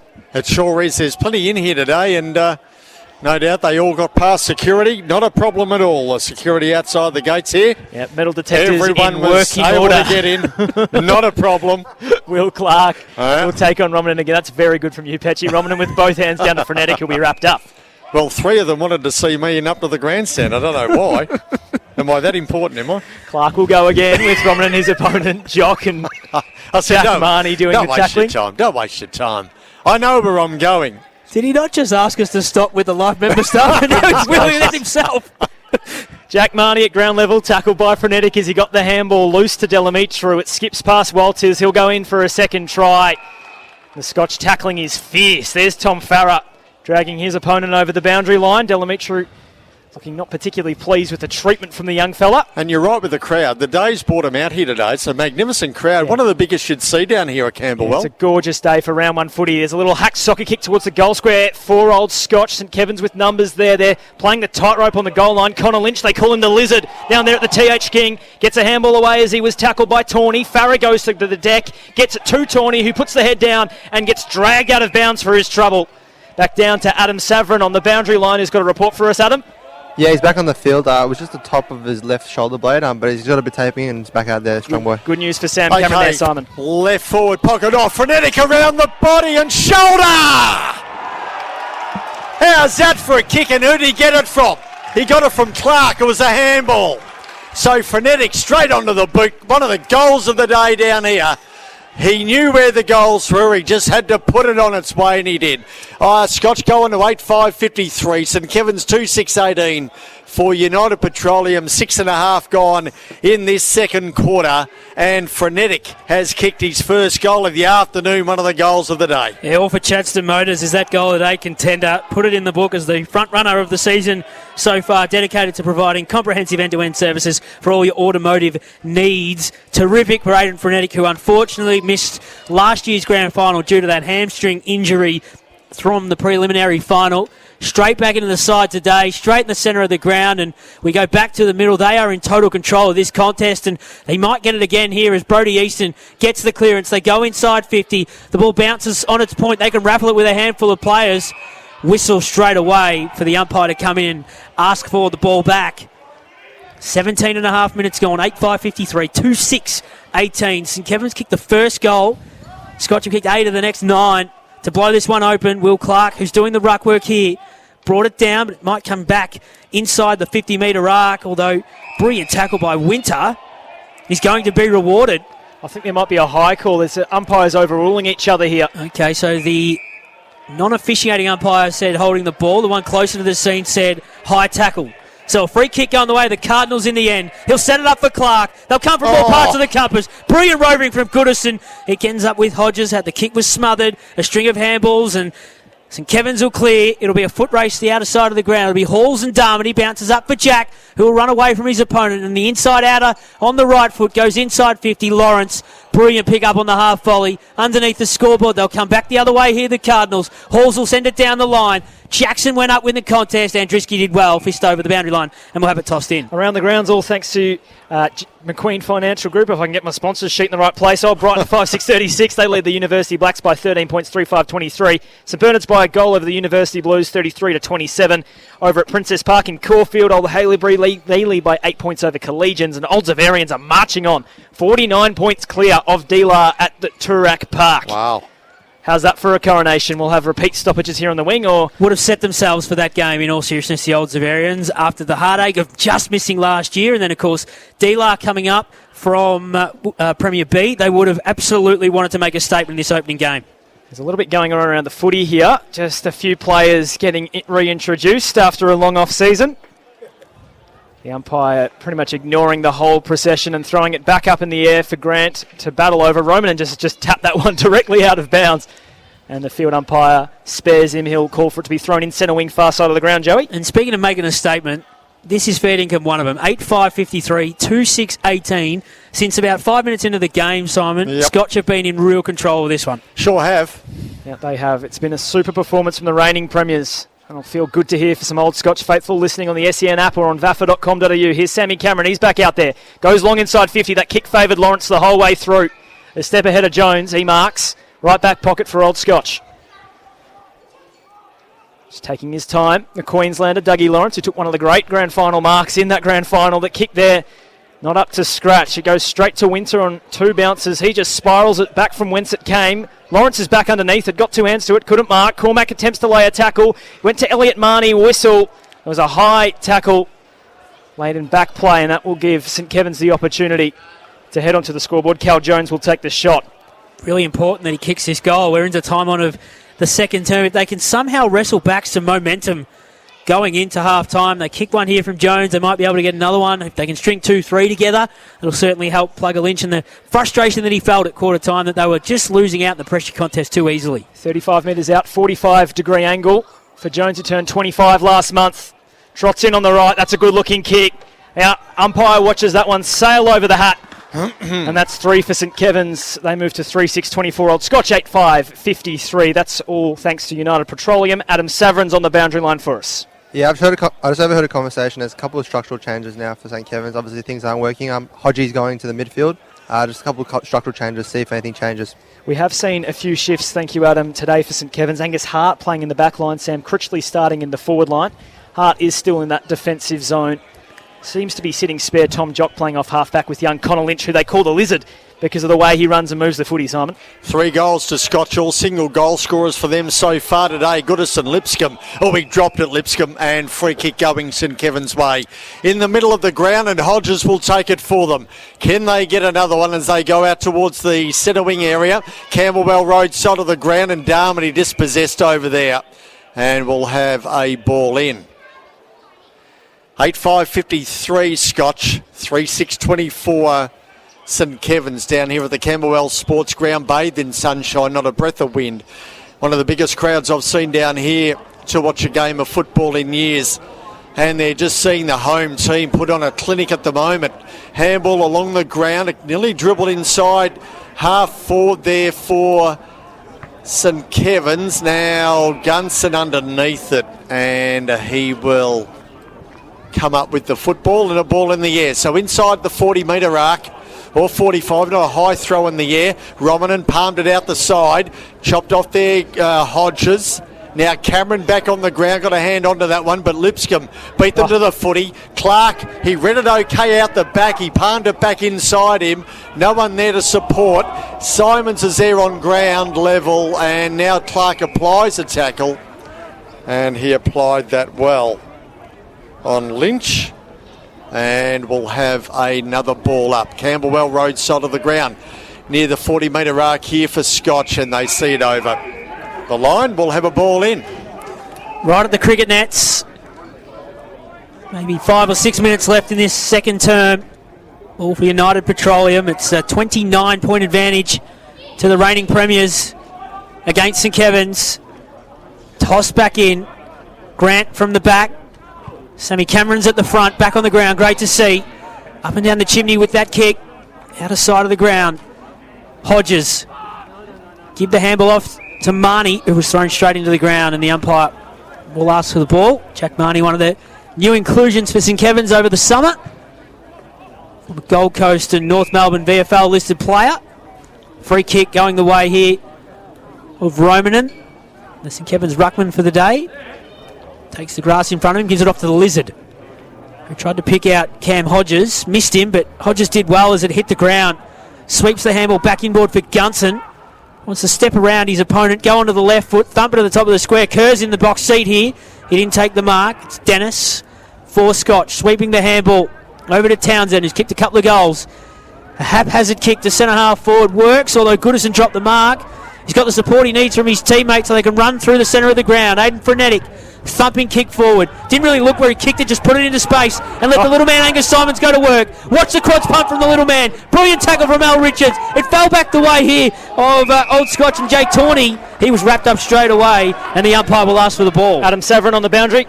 Yeah, as you can see in that contest, it looks like Scotch really just want the ball more than St Kevin's at the moment. Thank you, Adam. Will Clark doing the ruck. It's just not the hair that's changed for Angus Simons. He looks like a beefcake for 2025, the small forward. Lynch is unloaded by Tawney. What an impression the young man is making in his first game for the Cardinals. Brilliant tackle, wasn't it? Oh, yeah. That was head on. That was a ripper. Balls and all tackle by the 20-year-old. Yep. And he'll line up for an opportunity at his second from left half forward, some 40 metres out. Don't you just love the way they're running in waves and numbers here, the Scotch boys? And what's happening is they're running into each other because they all want it. Mm-hmm. And they're getting in each other's way. That'll work itself out as the year goes on. But gee whiz. 32 quaffle games for Jake Tawney. 1 goal for Mount Gravatt over 2 years, 22-23 last year at Kai Abram. He's come down to the big smoke, Jake Tawney. He's on debut and he's missed to the far side. A chance at kicking 2 in the first half of his debut game. Old Scotch, though, they move to 8-6-54. St Kevin's 3-6-24. This is some statement being made by the reigning premiers, Petchy. So Jock about to kick the ball back in for them. We have travelled just on 26 minutes into this second term. He goes long out towards the centre wing area. And Kerr sees it over there and will have a ball in. So just in the shaded area of the trees. Small grandstand side of the ground. Ball to be thrown back in. Here it comes. Clark in front at the back. Jones. He read it. No, Clark picked up his own work. Handball, Lipscomb. Look away, handball, Frenetic. A kick in danger. And free kick going Jock's way here. That's a sharp call by the umpire and a good one. Oh, yes. He was right onto that one, no doubt. Here's Jock in the middle of the ground for St Kevin's. He's been one of their better players. He goes into Walters. He takes the mark. Centre of the ground. He's saying to them, I'm going as long as I can. He does just that down to full forward. And the mark has been taken and awarded to St Kevin's there. A pack mark virtually. And Elliot Marnie, super stuff. Elliot Marnie's taken it in front of the pack. Yeah, smallest man there too, wasn't he? Yes, he was. In the right spot. And that breeze, not that it's really favouring one end, but it is holding up going to that end, and he was just in the right spot as it dropped. So just inside the 40 or 45 metre arc down here at the Camberwell Sportsground for St Kevin's 4th goal of the afternoon. Elliot Marnie for his first, puts it on its way. That's a good kick. That's a beautiful kick off the boot. We've seen him do that before. And Elliot Marnie kicks his first of the afternoon. St Kevin's kick their 4th. They go into 4-6-30. trailing Old Scotch 8-6-54. 24 points the margin. 27 minutes gone in this second term for United Petroleum. And dare I say, a mark of the day contender for McQueen Financial Group there from Elliot Marnie. Around the grounds, we'll go quickly to Brighton Beach Oval, where Old Brighton are up by 19 points over the University Blacks. A 1-point lead for the Blues at Melbourne Uni Oval over St Bernard's. Old Haileybury up by 21 points over Collegians, and Old Zaverians 14-7-91, De La Salle 2-4-16. What a game for the Zavs to start the year. Welcome to A grade. Just as we've been talking, they've kicked the last two here, St Kevin's. They'll go forward again, so if they can string a third one, it might make it very interesting going into the main break. The kick goes to the outer side of the ground. It'll sit up, only just though for Dillamitru, who was met head-on in the tackle. So he'll get the free kick. Darmody takes the advantage. So they're going inside 50. It wasn't a great kick in the end from Jack.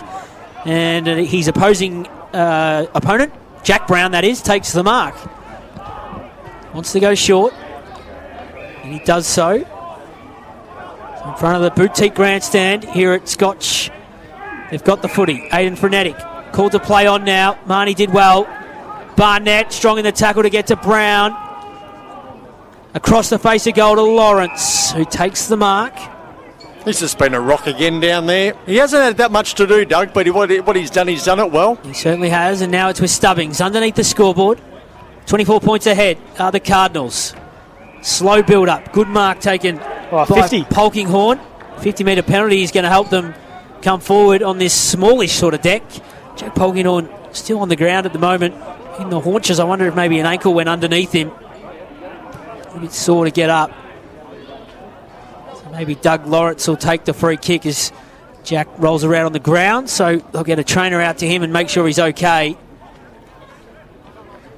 Keep an eye on him, Paddy. He still hasn't been able to get to his feet. Jack Polkinghorne. I wonder if maybe it's a right knee or ankle concern. Looks a little bit like he's pointing to his calf. Hopefully that's just a corky there for the Carlton VFL listed player who's had such a dominant pre-season. Okay, so for Orthosport Victoria, we'll keep you across that. Lawrence, thumping kick of the football, goes inside 50. Clark's at the back. Seaton did really well to get a fist to it and get it over the line. And just got my eye still on Polkinghorne, who hasn't, now he's standing up. Can't put a hell of a lot of weight through that right leg, Paddy, so I imagine he'll come from the ground, and we'll have an update for you at half-time on him. Yeah, that'll be a job for Adem Savran for Orthosport Victoria.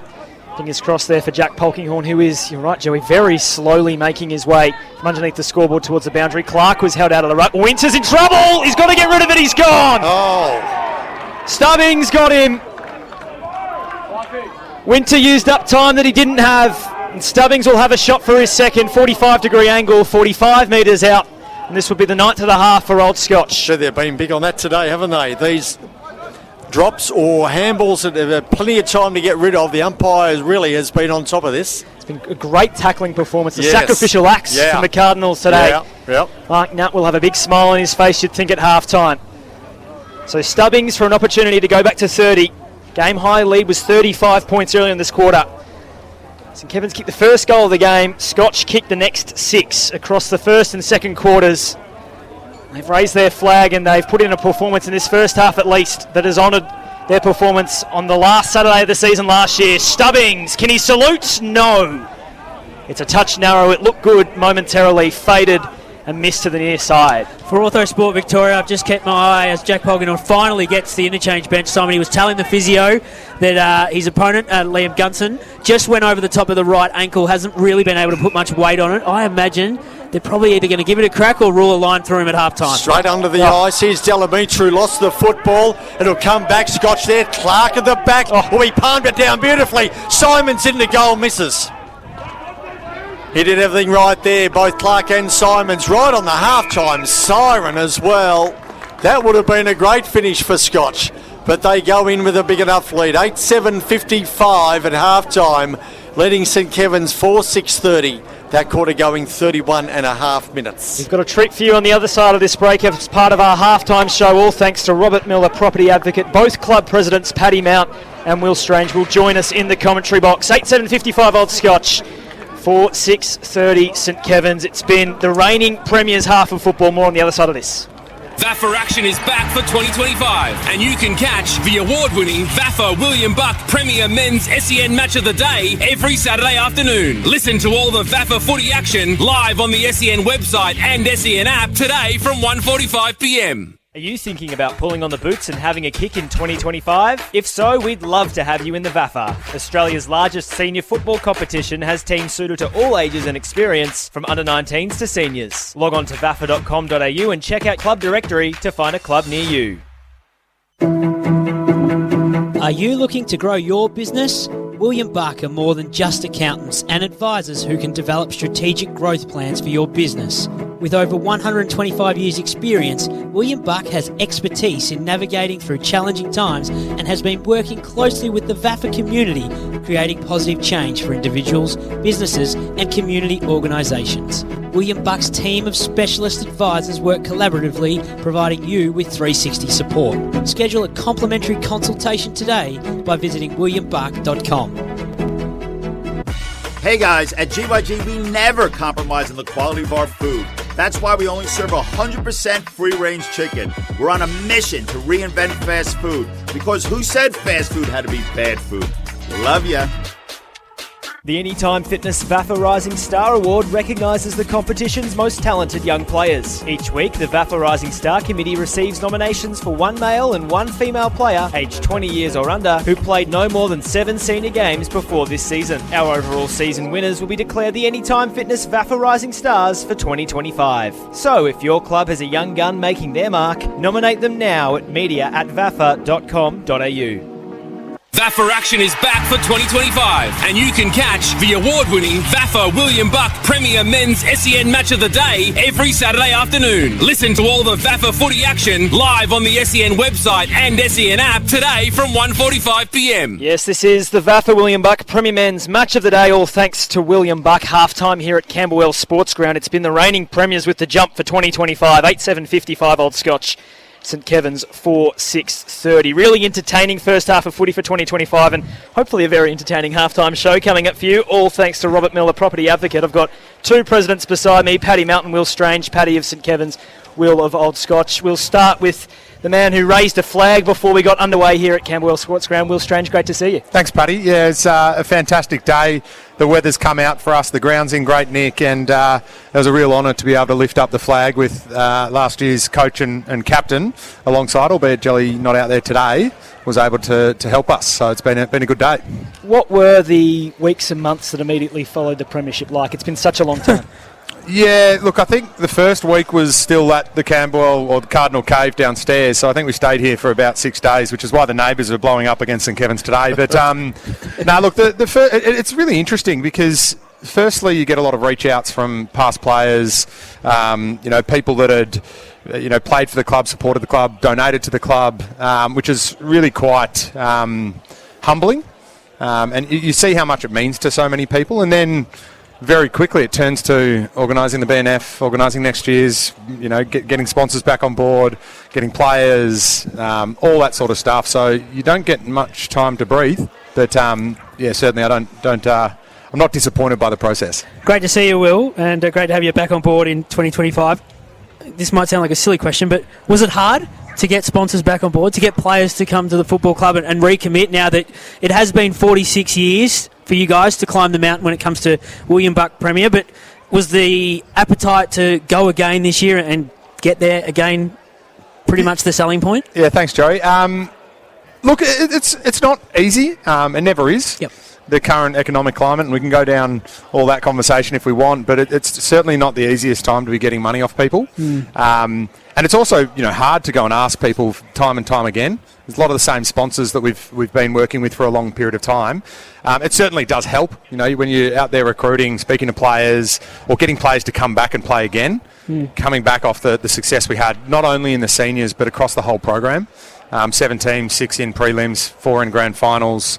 From that side of things, it's a position we haven't been in before, where we can go to people and ask them to come play for us, and they want to. There's a bloke standing right next to you who is in that position, who's done it for a while now. That's the president of St Kevin's, Paddy Mount. Great to see you, Mountie. Thank you, Joey. Good to be back. How was your off-season? Yeah, I'd echo Will's comments that you don't have a lot of off time in the off season, and yeah, once you get through the best and fairest night, you then have to gear up for like an AGM and all that sort of stuff, yep. and you're back into it before you know it. So it is a busy role, and I think we have resourced ourselves a little bit better in the off season. With 10 sides, it's a hell of a lot of work. So we've sort of broken it up into a few different silos and have coordinators at those levels. Part of that is to just create a little bit more separation between the masses and myself, so my phone isn't ringing 24/7. Just another ivory tower on top of that ivory tower you're already in. Correct, good. Exactly right. Good. Second level ivories. Spot on, correct. It's good. Look, good to be back. I'm very motivated to go again, and so is Plugger and Tom Purcell and Paul Greenham running our under-19. So yeah, it's good across the board, and excited about the year ahead. For new listeners, I just spotted a bit earlier a young fella running around just on the concourse below us with the name Pisker on the back of his shirt, which has been great to see. Tell us a little bit about Michael Pisker, obviously everything that happened in 2024. Great to see him back out and about watching footy. Yeah, well, he was actually the runner today in our reserves, lovely. And then had to take a quick 10-minute break in the sort of last quarter there to present a jumper to Connor Lynch, the lizard. The lizard? Who, it's actually quite interesting. Connor's cousin is Pisker's girlfriend. So there's a nice family connection there. And obviously playing off half-back, which was Pisker's old position too. So, look, he's joined in a lot of the pre-season with the boys, non-contact aspects. It's been great for his own mental health and fitness to get back to relatively full health again.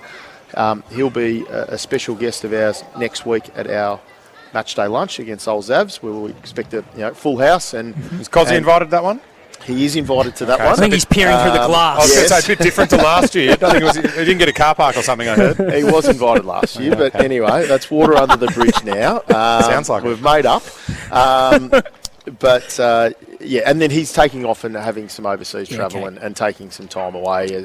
And fingers crossed, all going well, we'll have him back next year in some sort of coaching role so he can stay involved in the club. But his recovery has been nothing short of remarkable.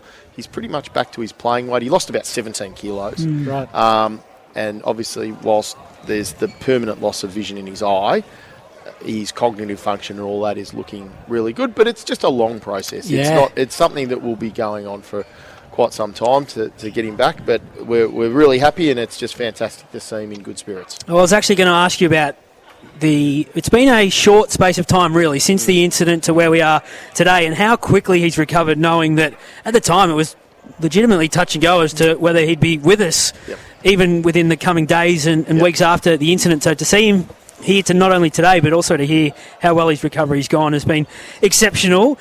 Overall, the competition obviously grows again going into a new season. You've done 5 of the last 6 grand finals. You guys reached and won the grand final last year. How do you go about making your team better? We'll start with you, Mountie. I know Plugger's still obviously in charge of the senior side, but recruiting players, it looks a lot more, if it's even possible, that you got even more St Kevin's boys. I think he told me earlier today, 22 points in both seniors and reserve side. They're all homegrown talent. Yeah, we might have the Rezzies. There might be one. Will Pfeiffer only attended for 2 years. Okay. So but he's still St Kevin's boy. He's still St Kevin's boy. Yeah, he's got a 1 pointer. Got a 1 point. Yeah, so he's 23 points. He's 2 points. Yeah, there you go. Did he pay school fees? I want to see the invoices. There's a few out there that I'd like to see those invoices and the payment. I'm sure the same going the other way at Scotch College, maybe. Mate, I can safely say when our team finishes on the bottom every year, we don't have many scholarship boys, and if they do, they shouldn't be on them. But look, there's certainly a lot of good talent coming through, Joey. Obviously, 2 years in a row in the under-19 grand final has certainly seen kids like Connor Lynch and Jack Romanen push up, and making their debut today is fantastic. And I dare say there's a few in the twos that will be very, very close to selection in the coming games. And then obviously to get a Jack Marnie back from the AFL. Handy. Jack's brother has played in our under-19s the last couple of years, playing in our new fifths, the Scob Dogs today. Ben Marnie. And so great for him to come back to the club where we went to school and has family at. And, AFL experience always helps. So, yeah. This is the halftime show, all thanks to Robert Miller, property advocate, Melbourne's #1 property advocate. The scores at Camberwell Sportsground: Scotch 8-8-56, St Kevin's 4-6-30. Stranger, I want to ask you about a young man called Jake Tawney. because I've seen him go as hard at his opposition as I've seen any player go in the last couple of years with the Ammos. Can you tell us a little bit about him? I understand he's from Queensland, out of the Brisbane Lions Academy, and he's gone to Kyabram. What's he like? Yeah, look, to be honest, I haven't had a lot to do with him over the last few months that he's been here. I know that he's connected really well with our Queensland cohort. He's a really good kid. Every conversation I've had with him, really respectful. Has come into our culture, and everyone talks about culture, and it's not just yogurt, but there is something behind that, and bringing someone in and falling into line with us is really important, and he's certainly done that. We're talking about it before. We've got Joey's favourite, the pig, definitely his favourite, the pig. Sorry, Harry Hill, but out there in the first quarter, absolutely lighting it up, and when Tawny goes after the ball like he has been, I'm like, well, maybe we've got two pigs, maybe the ferret. The ferret, Jake Tawny. That's going to stick. I might cop a bit of feedback from him, but he literally just loves it. He gets some sort of smile after it. He walked off the ground before. He put his body on the line, blocked a bloke for absolutely no reason except for wanting contact, came off. He goes, "Oh, I've never been winded like that. Jeez, that's good." and that to me is like obviously a screw loose. So the ferret, I reckon we've just coined him. The ferret. Now, Mountie. Yes. Have you noticed over the off-season our man here, he's got a little different pep in the step, won the flag, and there's just some different level octaves coming on from the vocal cords. A very good friend of Strangey and mine, a guy called Will Dungy, he's an Old Scotch boy. When he recently had a baby, and I said to him, "Look, mate, if you've got nothing on Saturday, put young Lulu in the pram and head down to McCoy Arena. I'll give Gus McCoy Group. Give them a good plug. He's a great man, Gus." And I said, "It's a big day. Strangey will be unfurling the flag," and he said, quote, "That's probably the last thing we need. The head wobble will be off the charts." So, yes, look, you can sing when you're winning, and they were thoroughly deserving winners last year. And but I do hope we can make this a genuine contest today and bridge the gap a little bit, because it's been a very impressive first half from the reigning champs. Yeah, that's fantastic. But did you hear about what he's done in the last 48 hours? Our man here, who's posting on the Old Scotch page that Jealous Craig's selling his own house. Yeah, Jealous Craig, fantastic real estate in the Pignataro, Stonington region. Lockie Fraser-Smith trying to get the commission knocked off by throwing that up, I reckon, our man here. No, Lockie Fraser-Smith is a fantastic agent in the area, and if you want to use him, please make sure you mention Old Scotch, and there is a bit of a donation coming back. So, Joey, as you know, plugging all the training you've been doing and everything else on social media, I heard there was what you have for breakfast, it's I heard there was a lot of lead contamination in the backyard of that house. But anyway. There was definitely something. Strangey, Mountie, Joey, if we keep on going, we won't stop, so I might draw a line underneath that there. Good luck for both of you for the rest of today and throughout the season. Thanks for joining us. All right, thanks boys. Cheers. One last break and then we'll be back on the other side of this with the third quarter. Hey guys, at GYG we never compromise on the quality of our food. That's why we only serve 100% free-range chicken. We're on a mission to reinvent fast food, because who said fast food had to be bad food? Love ya. VAFA Media is next level in 2025 with more live streaming and radio coverage coming your way every Saturday. 2 live games streamed every week on Community TV from 11:35, plus our VAFA William Buck Match of the Day radio call on vafa.com.au and the SEN app from 1:45, along with more live stream matches on vafa.com.au than ever before. Plus, every game from Premier Men's, Premier B, Premier C and Women's Premier on demand in full at vafa.com.au to watch throughout the week. Saturdays are for the VAFA. Catch the action on vafa.com.au, Community TV and the SEN app. Are you looking to grow your business? William Buck are more than just accountants and advisors who can develop strategic growth plans for your business. With over 125 years' experience, William Buck has expertise in navigating through challenging times and has been working closely with the VAFA community, creating positive change for individuals, businesses and community organisations. William Buck's team of specialist advisors work collaboratively, providing you with 360 support. Schedule a complimentary consultation today by visiting williambuck.com. Keep up to date with everything that's happening around the VAFA by subscribing to our socials. We're on Instagram, X, Facebook, LinkedIn and TikTok. Join in the fun with the best pics, videos, stories and reels from around the competition. Send us your best and we might share them around the league. VAFA Socials. Search VAFA and VAFA Women's on your favourite platforms. VAFA action is back for 2025 and you can catch the award-winning VAFA William Buck Premier Men's SEN Match of the Day every Saturday afternoon. Listen to all the VAFA footy action live on the SEN website and SEN app today from from 1:45 p.m. Half time here at Camberwell Sportsground. Old Scotch 8-8-56, St Kevin's 4-6-30. Dominant first half of football from the reigning premiers, Old Scotch. If you're just joining us, Will Clark dominant in that first term, and then Old Scotch continuing on their merry way throughout that second. 4 goals in each quarter. St Kevin's just fighting their way back into things in the second with 3 goals won to make things a touch tighter, but it is still the Cardinals in full control here on their home deck. Paddy Grindlay is my name, Joey Pignataro and Simon Petch beside me. Joey, are we trying to ruin the commentary box, dropping things everywhere? What's going on? Just got a touch of the fumbles about me, unfortunately. But first game nerves, see? Very much so. Let's go. No idea what he's doing. Let's go around the grounds for McQueen Financial Group. Petchy and Joey. We have a long season ahead of us if this is the format you're starting with. Hey, let's quickly go to Brighton Beach Oval where the Tunners 10-7-67 lead the University Blacks 3-5-23. There's a 44-point margin for the runners-up of last year. They're starting the year well. Interesting little contest emerging down there at University Oval. Score most recent there is the University Blues 5-4-34, St Bernard's 5-3-33. So that's a tight one, and Joey will be keeping his eyes on that one. Old Scotch here up by 26 points at Camberwell Sportsground. Over in Caulfield, Old Haileybury 7-7-49 lead Collegians 3-5-23. 26 points for the premiers of Premier B last year. Old Zaverians are having a day out at Toorak Park. 14-7-91 they lead De La Salle 3-5-23. Well, they kicked 10 goals in the second quarter. 14 goals 7, 10 goals 6 in the second term to 1 goal 1 for the Zavs. Adam Savran's on the boundary for us. Sorry, Petchy. Yeah. Adam, what do you got for us? Thanks, Paddy. Yes, Jack Polkinghorne, the Carlton VFL listed player, is out for the rest of the game with an ankle injury. So a big loss for the Scotch, but we'll see if that makes a difference in the game. Thanks for that, Adam. That update all thanks to Orthosport Victoria, a team of 13 skilled Melbourne orthopaedic surgeons specialising in treating musculoskeletal conditions and injuries, and we hope that Jack is okay. He had such a great pre-season at Carlton VFL. I'm told that he became third in their 2K time trial. He was a gun 800-metre runner at school. So our thoughts are with him, and hopefully he's okay. Sammy Cameron was the other injury worry from that first half, a little shoulder problem, but he was okay and resumes his place. Joey. Yes, which is good to see. Our third term coming up for the Australian Venue Company, a platinum partner who provide over 200 venues. I reckon Petchy's been to all of them. Just about. Kickstarts the third term. Go to another one tonight, probably on the way home from here. Third term underway. Down here, 26 points the margin. Scotch have the lead. All uphill here for St Kevin's. Here's Richards, though. He goes long in towards the pocket. Kerr has the sit on Hulse and takes the mark. So a quick start here by the Scobbers, and it's on in the middle of the ground.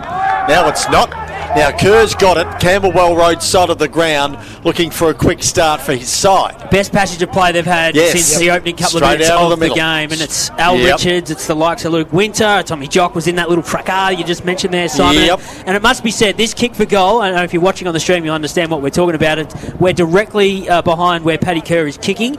It's pretty comfortably easy to kick goals from this side of the ground here at Scotch. So here he is looking at his first of the afternoon off the side of the boot. No hope at all. Well, it's easy for me to kick goals from there. Score there to Scobbers. Not a good start for them. 4-7-31. Scotch on 8-8-56. And for Australian Venue Company, we've gone into the first minute of this third quarter. Played a lot of games here, Paddy, over my time, and did not miss one from that pocket. So then he woke up. Then he woke up. Yeah. I'll have you know, a little fun fact, played game 100 here at this ground, Simon. Does anyone really care? Got chaired off? Probably not, as Jack Brown sends it down. I thought you might, but anyway. Members on fire early. I tried my best to get you involved. You didn't want to have a bar of it. Here's Brody Easton giving the handball off to Brown, tried to step around Jock and may have got coat hanging on the way through. So Henry Brown, a boy who's linked with Coburg this year in the VFL. He's one of 15 Cardinals to be playing or listed on VFL lists this year. Gives to Noblet, and then up the line for Sammy Grant, who's been a real talent and a real find over the last 12 months for the Cardinals. He takes it all day at the interchange gates, and he'll have to if they want to keep going in this contest. The ball's been intercepted in the centre square by Richards. Turns it over, though, so Dennis will sweep the handball back to Grant. Take two from the same spot. On the broadcast, we will go into the pocket. Strong fist there from the St Kevin's defence. Hodges put his head over the footy. There's Tawney. The Ferret. He's now going to be named for the rest of the season. We'll have this one locked up. It's around about the pain of 50, 2 minutes into the third term. How do they get these nicknames? A Ferret. Well, Will Strange just gives it to them on air at half time by the looks of things. Okay. Ball up on the edge of the 50. The Ferret is around the place. He's just rustling about. So's the Pig in Clark. He's near the football. At ground level, Gunson feeds it backwards. St Kevin's come away. A kick towards us down the near side wing. Holst puts a hand up. Got good representation here, the Cardinals. They'll do well to tie it up. Elliot Marnie is around it, as is Jack Marnie. He tackles Holst. He's on the bottom of that pack. The ex-Kangaroo and son. You much of a nickname man, Petchy? Oh, hell yeah. Nicknames all over the place, and haven't got any for you two yet. No, that's fine. Maybe not safe for an hour, I'd imagine. Frenetic is tackled, holding the ball. I haven't worked it out yet. Free kick going the way of Liam Gunson, a train-on player on North Melbourne's VFL list this year. Goes straight to Al Richards by hand. Farah for company. Gets a nice shepherd. He tries to switch fields. It might pay off if this ball sits well. It does for Seaton. Lipscomb's on his hammer. Refers it by hand to Tucker, who's been quiet today. Back to Seaton. A short kick inside 50. Well worked by the Scobbers. Jones marks. Same spot as Paddy Kerr. Yeah, but they're on here. This has been a better start to their quarter than they did in their first two. No doubt. Dialed up the pressure. Something going on here. Jones has one already today. This is going to have to take his best. Will kick from probably the intersection of the 50 and the boundary. He's standing pretty much on the cricket nets for an off-spinner's run-up. It does open up, I'm telling you, this side of the ground. As called by Joey Pignataro. Cal Jones on his right boot, starts it right, keeps it well right. Really out of bounds on the full. In fact, it is out of bounds on the full. He doesn't score, Cal Jones. The score remains 8-8-56 Old Scotch. St Kevin's 4 goals, 7-31, and that's on the AVC scoreboard. Yeah, so 2 easy shots at goal, although angled. They were still 2 easy shots for them, but they messed it up as they go towards the boundary line again with a fisted punch here by Jones. Much better, though. Repeat entries inside 50. They've got the wall. They're able to keep doing this, St Kevin's, and they can lock it in. We know they're famous for that 18-man press. So let's await the ball to be thrown back in inside the 45-metre mark. Camberwell Road side of the ground. Thrown back in. Grant there wrestling against Jones. Palm down to the front of the pack. Pick up by Tucker. Now Elliot Marnie straight away in trouble because Henry Brown had him wrapped and set. And we'll have a ball in. Sorry to jump in, Petchy. A few little storylines opening up in Premier B. Old Carey up by 9 points over the Old Melburnians. The Premier C Premiers leading a team that came down from William Buck Premier last year. Grand palmed it beautifully to Easton and now to Stubbings, and that was well done by the Scotchies. Kick up towards half forward, leading in the race there Andrisky. A kick along the ground, goes in after it again to pick up his own work. Handball and away goes St Kevin's. A kick towards centre wing, over the back taking the mark. Winter, no, he didn't hold on to it. He roved it beautifully though. Got it back into Jack Marnie, who goes to Critchley. He marks, and Lawrence Parr knocked it out of his hands. Lawrence then butted up a handball there to Grant. Standing still handball, found Stubbings. Scotchies work it forward to centre wing. Henry Brown didn't go in, left the ball behind. St Kevin's work it out here. Bad kick into the middle of the ground. Open the door up for Suttle, and they go forward to Lipscomb, who goes into the pocket to Clark, and he takes the mark. One side of the ground to the other. A mistake by St Kevin's through the middle has opened it up here for Clark, and he's looking at goal number 4. Jeez, it was a dangerous kick, wasn't it, to go back into the middle, and it just turned over. Didn't see him. Any level of footy, Paddy, it doesn't matter. They will kill you on turnover. Just to jump in, Adem Savran on the boundary. Yeah, regardless of what happens here now, Max Suttle and Harry Stubbings, that goal is going to be their goal, because that work rate to go to get the ball inside the forward 50 from back half was exceptional. So shot number 4 really for Will Clark as far as goals are concerned. He had a couple of early misses, but he puts this one on its way and he misses to the left. So a minor score there to Scotch. They go into 8-9-57, leading St Kevin's 4-7-31. For Australian Venue Company, we've gone just on 6 minutes into this third quarter. So the big man, who Paddy Grindlay said was on track for 10 after he kicked 3. What's he had?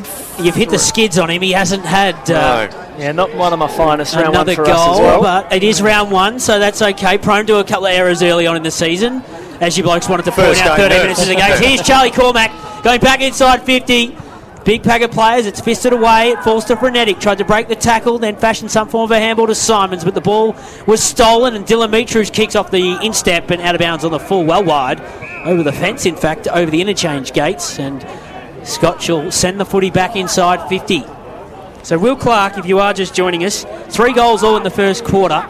He's had 7 shots at goal in this game of footy. It's now with Henry Brown, who's inside the centre square. He ripped it to shreds early, and St Kevin's have been finding themselves on the back foot, trying to work their way back into the game. They currently trail by 26 points. Halls has got the ball out of sight of the ground. Time for think music for the number 75. Called to play on now.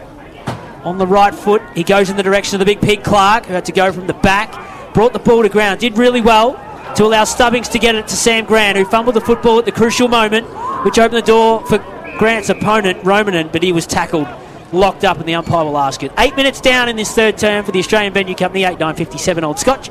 St Kevin's 4-7-31. 26-point lead for the reigning premiers who've been super. That came off the knee of Grant. Doesn't matter how you get it out, it just matters that you get it out. It's still, though, in tight. Frenetic now with it, just hacks it inside 50.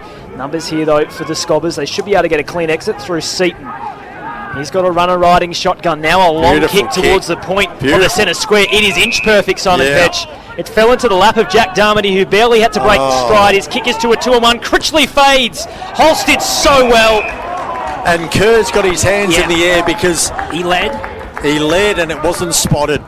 Holst holds on to the contested mark and then goes to the right half-back flank for Scotch. Will Townsend takes it. Just a matter of vision because Holst let Paddy Kerr go to the pocket. He stood his ground at the top of the square. It's exactly where Darmody kicked it to him. Townsend forced onto the left with pressure from Delamitra, goes down the line. Clark goes up with a fist. It'll go towards Connor Lynch, the man they call the Lizard. He's having an issue picking the ball up, the under-19s graduate. Gets it in the centre circles where he's tackled by Tom Farah. Two young bucks going at each other. It's socket in the direction of Harry Stubbings. He'll pick it up before it goes out of play on this far side wing and traces the kick beautifully to Goodison, who marks and plays on the left inside 50. Nice kick to Simons.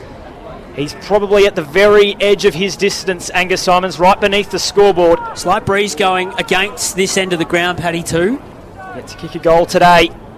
40 senior games, 41 senior goals for Angus Simons, who's given it a ride. He's got it all the way to the goal line where it's been picked off by the St Kevin's defence, and they'll come away through Cam Hodges. Okay, so hasn't been a bad quarter here by St Kevin's. They just haven't put it on the scoreboard, have they? Elliot Marnie takes the mark in front of the small boutique grandstand. That's the changing rooms of St Kevin's here at the Camberwell Sportsground. Bathed in sunshine, the ground. He goes back into the middle, over the hand there of Frenetic. Who'll run onto this. Now Stubbings gets there first, has plenty of time. Looked around, gave the handball. Dennis then goes shorter. No, 15. Umpire said play on.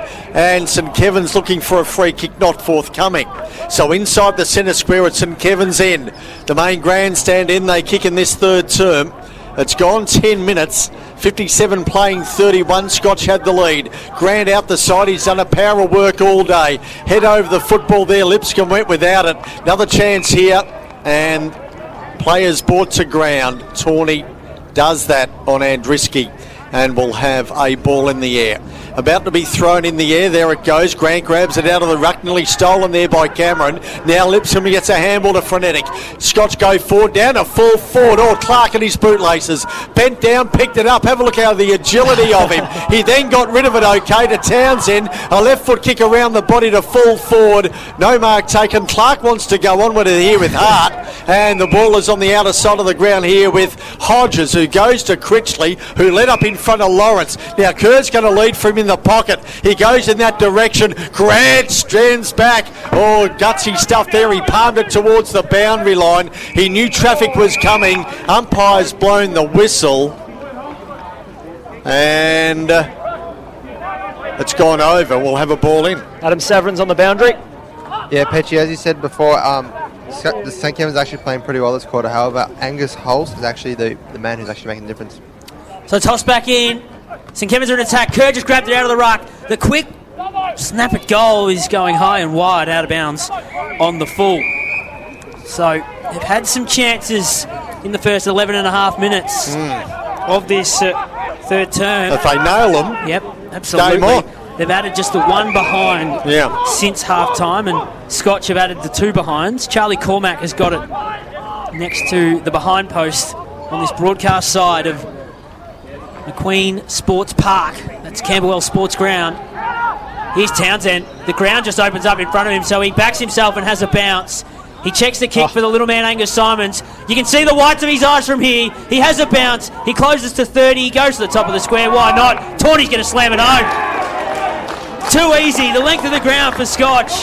That's their ninth, and it's Tawney's second. The Ferret has got his name on the board in his first game for the Cardinals. 9-9-63 to 4-7-31 after 12 and a half minutes for the Australian Venue Company in this third term. And Paddy, all the hard work St Kevin's have done, not showing it on the scoreboard. They trail by 32 points. See where it is showing on the scoreboard is Toorak Park. The Old Zavarians lead that one by 80. They've got 7 multiple goal scorers at this point. That's a report from our man Cal Cummins, who's calling the socks off it for Community TV. We'll go around the grounds in just a few moments' time for the other scores around William Buck Premier Division. Tex Wanganeen been very good, so I've been informed. Just had a goal assist. Great work from Cal to get that information to us. Back to the middle. It will be St Kevin's, though, who get the clearance, and a fairly clean one at that. Kerr's too deep. He's going to fly at the back of Lawrence, who got 2 hands to it, couldn't mark. Jack Marnie with the rove, went backwards to Hodges. It was probably a poor option, but Hodges is bailed out as Tawney's tackle slipped high. I mean, that's not Tawney, that's Ryan Walsh, who's given away the free kick in front of goal. Around the grounds for the McQueen Financial Group, assuming Brighton and Uni Blacks is on the same time as us, that means 13 odd minutes into the third term. They've gone from 6-6-42 to 14-8-92 in the blink of 13 minutes. They've kicked 8 goals. That's what they could do a few times last year against some fancied opposition. St Kevin's blown that game open. Hodges on the approach then, 25 metres out, directly in front, shouldn't miss. It's drifting right, it misses. 4-8 now, St Kevin's. They cut the margin, though, by a point to 31. It's not been their day in front of the sticks. Scotch bring it out through Jack Brown. So he then goes a handball. It found Noblet, who goes straight up the ground into Grant. He's just been super all day. He's been everywhere for them. Not just in the ruck, but he's provided that. Oof. Now, there's a free kick coming back because there was a block off the ball, according to the umpire, Simon. Okay. So St Kevin's end up with it. So centre wing. Small grandstand side of the ground. Kick down towards Kerr, Hulse, Lawrence, Critchley. Lawrence goes the spoil. Fisted punch found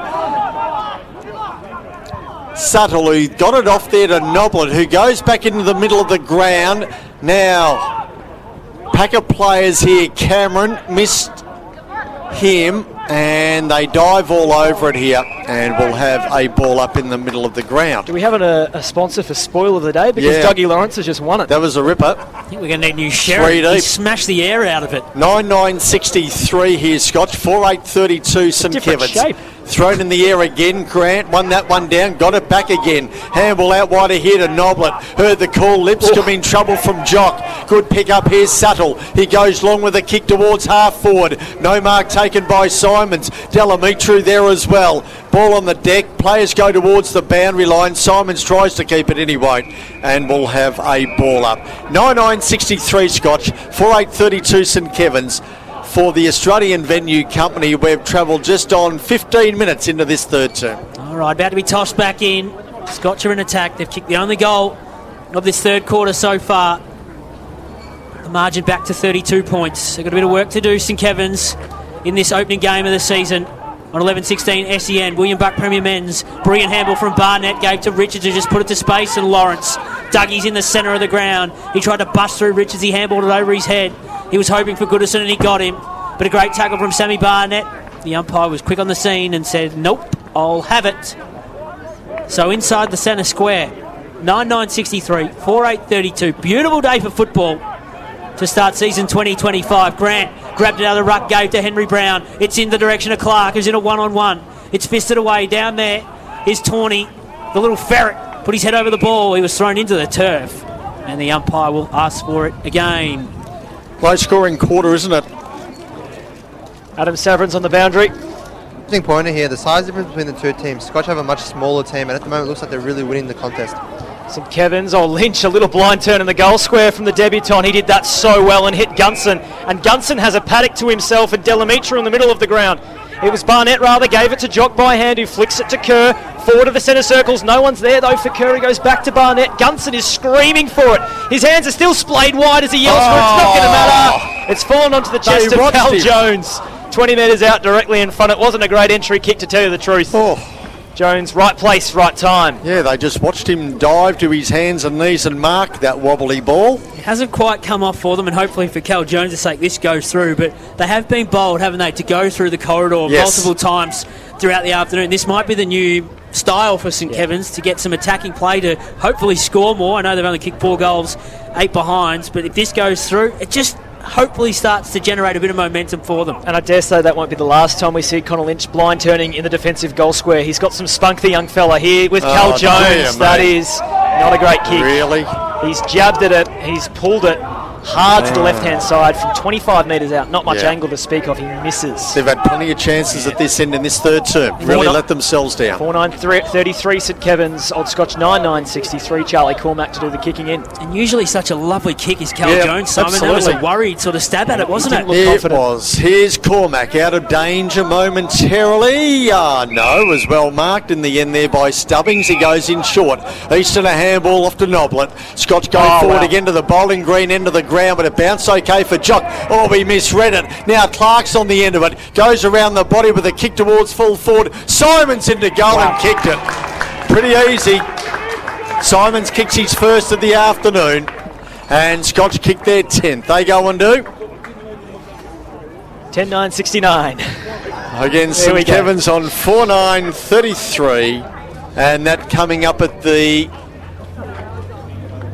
How far have we gone? I can hardly see that. 8 minutes into the third quarter. Simon kicks his first, and Scotch on to dinner for 2. Good stuff for Angus Simons. The way they moved the footy there, Joey and Petchy, was just gorgeous. Alex Noblet getting the running past handball. They went from full back to full forward in the blink of an eye. That's the new Scotch, I think. Direct, quick and frightening. Well, that's what we've seen today. Both of their goals this quarter have gone the length of the ground. Here's Brody Easton. They're playing some inspired football. The Cardinals. Jackson fell over, pushed it though into the path of Farah. There's been a whistle, so it's got to come back, I reckon, to Charlie Jackson. Farah was disposed of, which has annoyed Brody Easton just off the ball. And Brody wants to have some words. Charlie Jackson's earned the free kick. So while they sort themselves out, around the grounds, the Old Zavarians in total control against De La Salle. Old Haileybury have an 18-point lead over Collegians. The St Bernards are hanging on by 7 points against the Uni Blues, and Old Brighton are now 10 goals up against the University Blacks. So who kicks the sweep today? In an absolute blitz. So far it is the Old Zavarians. Yeah. But right here it's Charlie Jackson hoping to give them their 11th goal. Kick his first for the season. He'll have to kick it all of the 50-metre arc. Puts it on its way, uses the breeze to full effect, and gets all the way through. Yeah, beautiful kick. A touch of class from Charlie Jackson beyond the arc. They've got their 11th. He's kicked his first. 11-9-75 to 4-9-33. 42 points to the margin. The reigning premiers in control for the Australian Venue Company. They're a platinum partner who provide over 200 plus venues. Some of Australia's best loved pubs, bars and event spaces. The Auburn and Hawthorn hotels. And if you're a Scotch member, why don't you take your family and friend there? Use the 10% discount code and have a great night. Game high lead. Game high lead. Well and truly 7 goals. And tell you what, there'll be a couple of Old Scotch people at those venues tonight if this game continues on its fashion so far. Jock rove the tap well from Grant, then fended off his opponent. Did well. Got rid of it. Here's Walters. Backwards. St Kevin's looking to switch. That's the right option. Gunson marks into Paddock. Defensive point of the centre square. Near side wing to our broadcast. Goes long and high to about 45 metres out. Marnie had it spoiled away from him by Walsh. Oh, Noblet took too long and he's probably gone. It's a great tackle from Sam Critchley. Locked the arm in. Brilliant stuff from the leader of St Kevin's, Sam Critchley. This is the area we're finding that he's maybe hasn't had a lot of practice at. No. The goal. No. He does have 23 senior goals for St Kevin's. That coming over a 112-game senior career. He wouldn't have spent a lot of time in this side of the arc, I reckon, old Critch. He's been a half-back man for years, hasn't he? Yeah. He's shown some ability to be thrown forward, but that's just about it. The break glass forward, Sammy Critchley. Can he prove us wrong? Unfortunately, I have to report that he has not. He's missed to the near side with his drop punt, well and truly. They're on to 4 goals, 10-34. Old Scotch 11-9-75. Joey Pignataro, bad kicking, bad football. He's kicked 3 behind. Simon has our man Sam Critchley working his way back to being a forward after many years as the linchpin down in defence. So I really don't know whether they're going to get their goals from St Kevin's in the rest of this game. Here's Walters. He takes the mark here. Goes back into the middle of the ground and worked out okay. Richards is there. Elliot Marnie leads.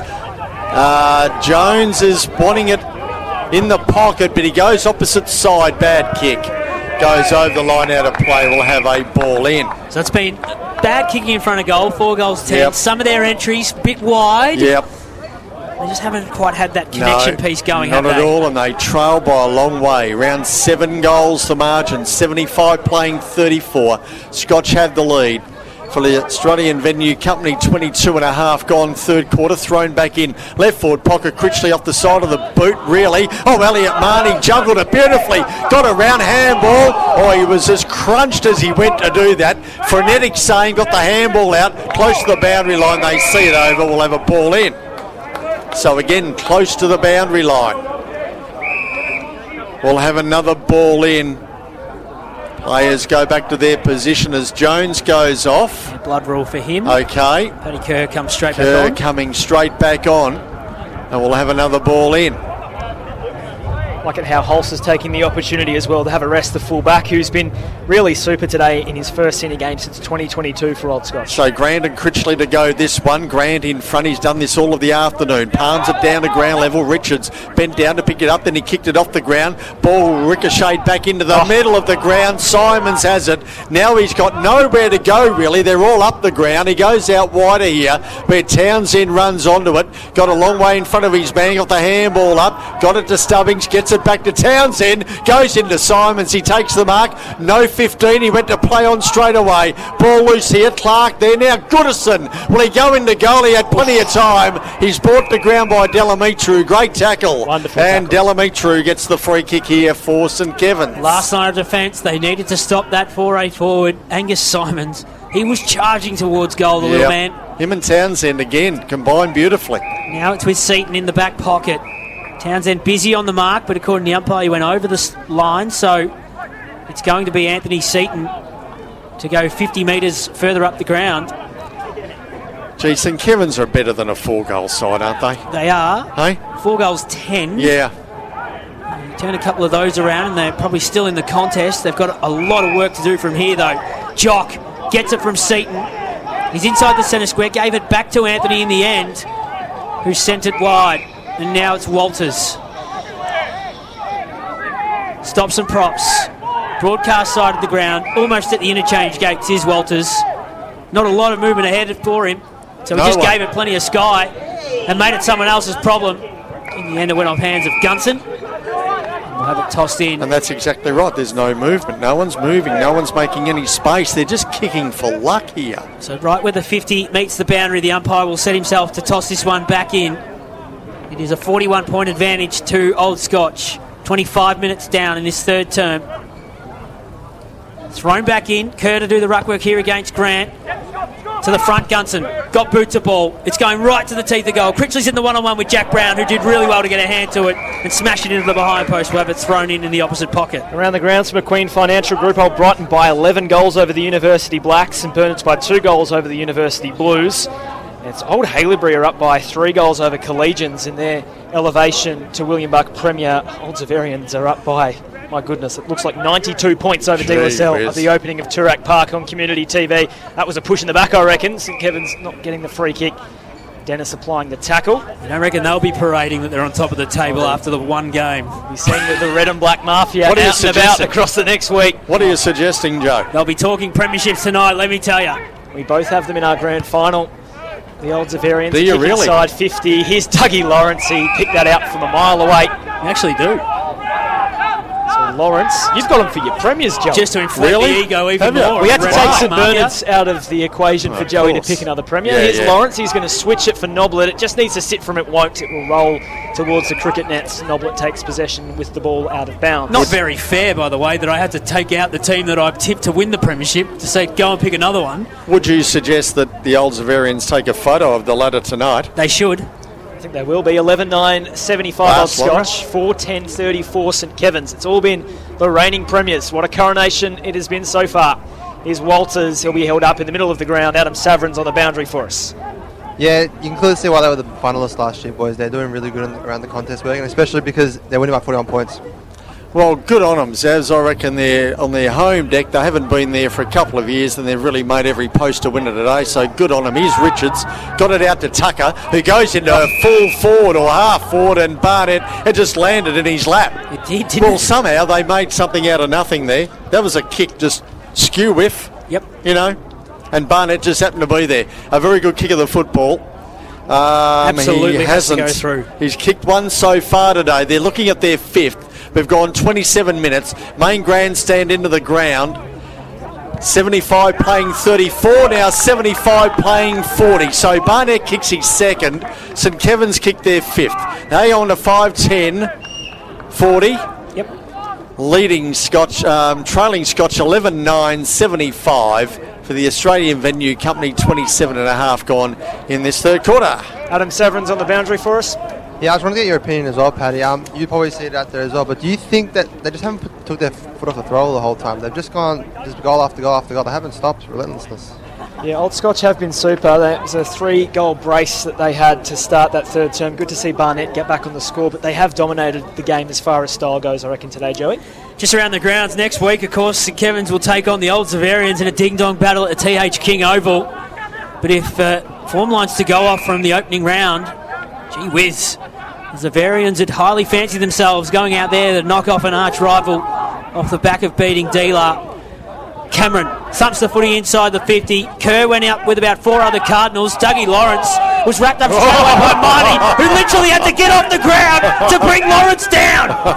Extraordinary tackle from Elliot Marty. He was hanging on for dear life. It was a bucking bull. It was something you've never seen before. Grant won it down. Jack Marty throws his opponent into the ground, and the umpire will ask for it. I hope that was bucking.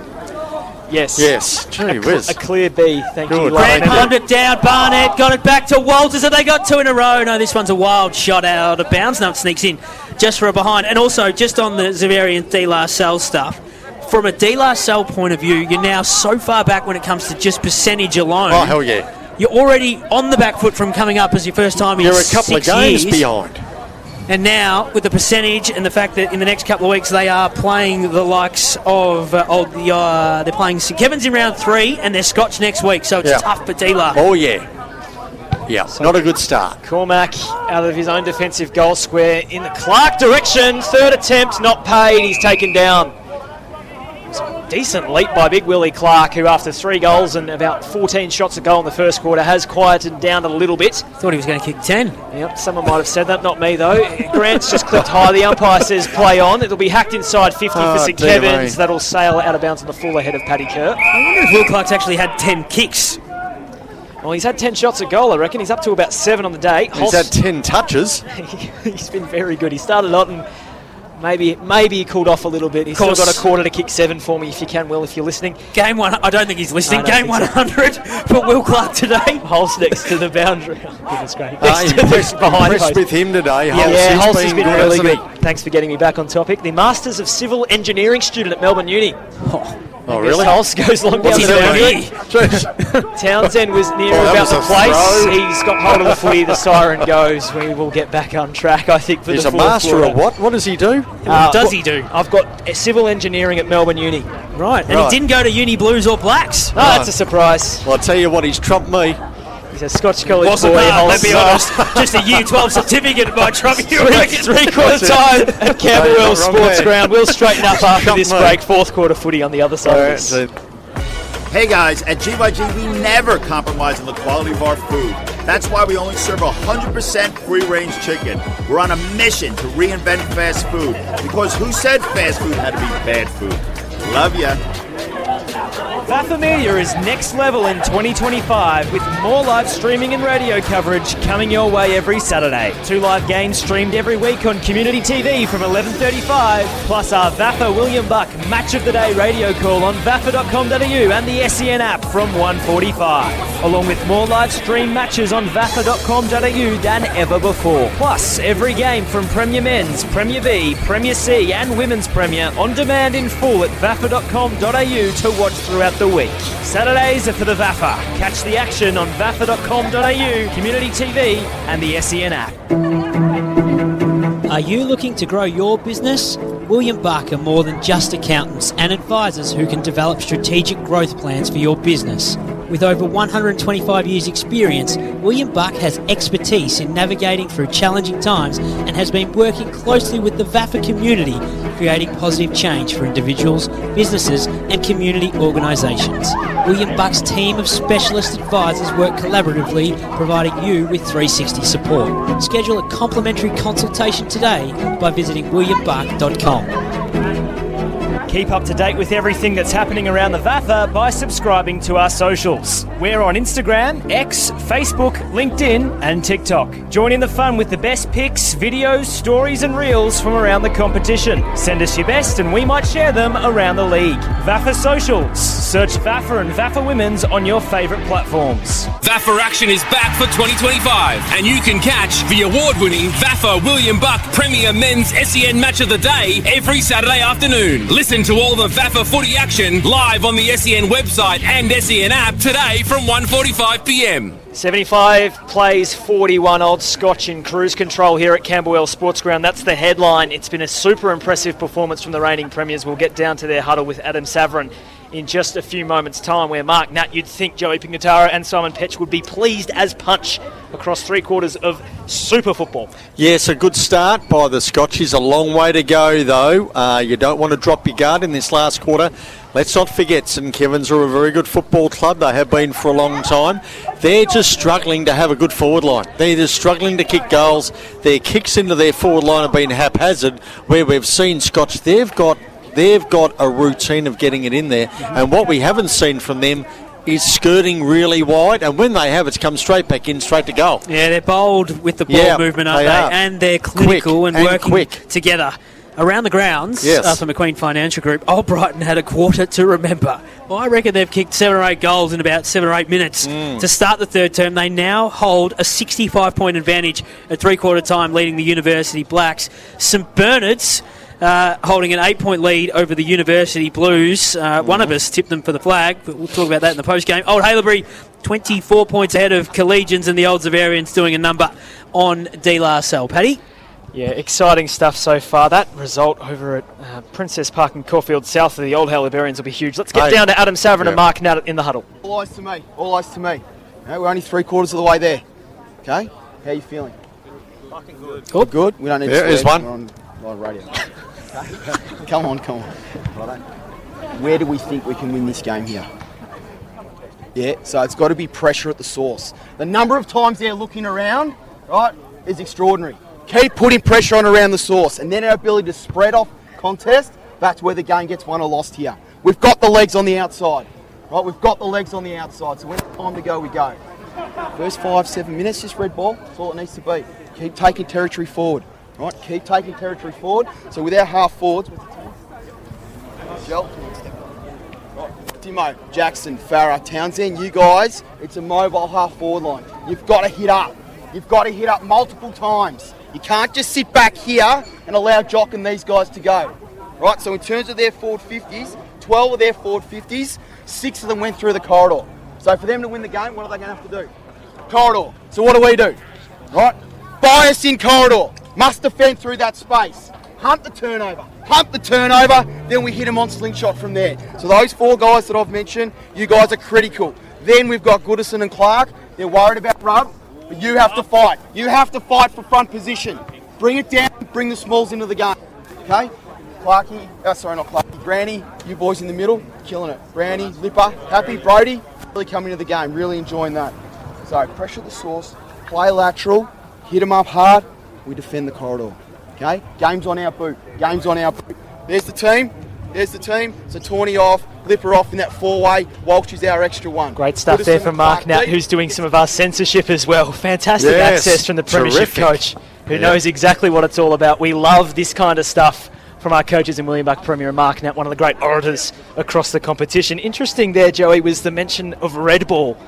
They want red jumpers. Yes, what does that mean? I imagine that's about possessing the footy, taking the fight, I think, away from St Kevin's. We'll get back to Adem Savran in just a few moments' time. He'll shortly have Mark Nat as the Old Scotch team breaks from their huddle. You know what I like, Paddy, just before we go back to Natty, is just his intensity and will to bury this opponent. A team that they've had so many troubles with over the journey.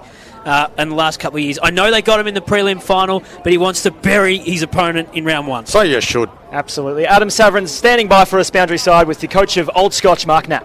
Yeah, Natsy, just going to the last quarter now, you must be pretty pleased with the first 3 quarters. What have you been most pleased about?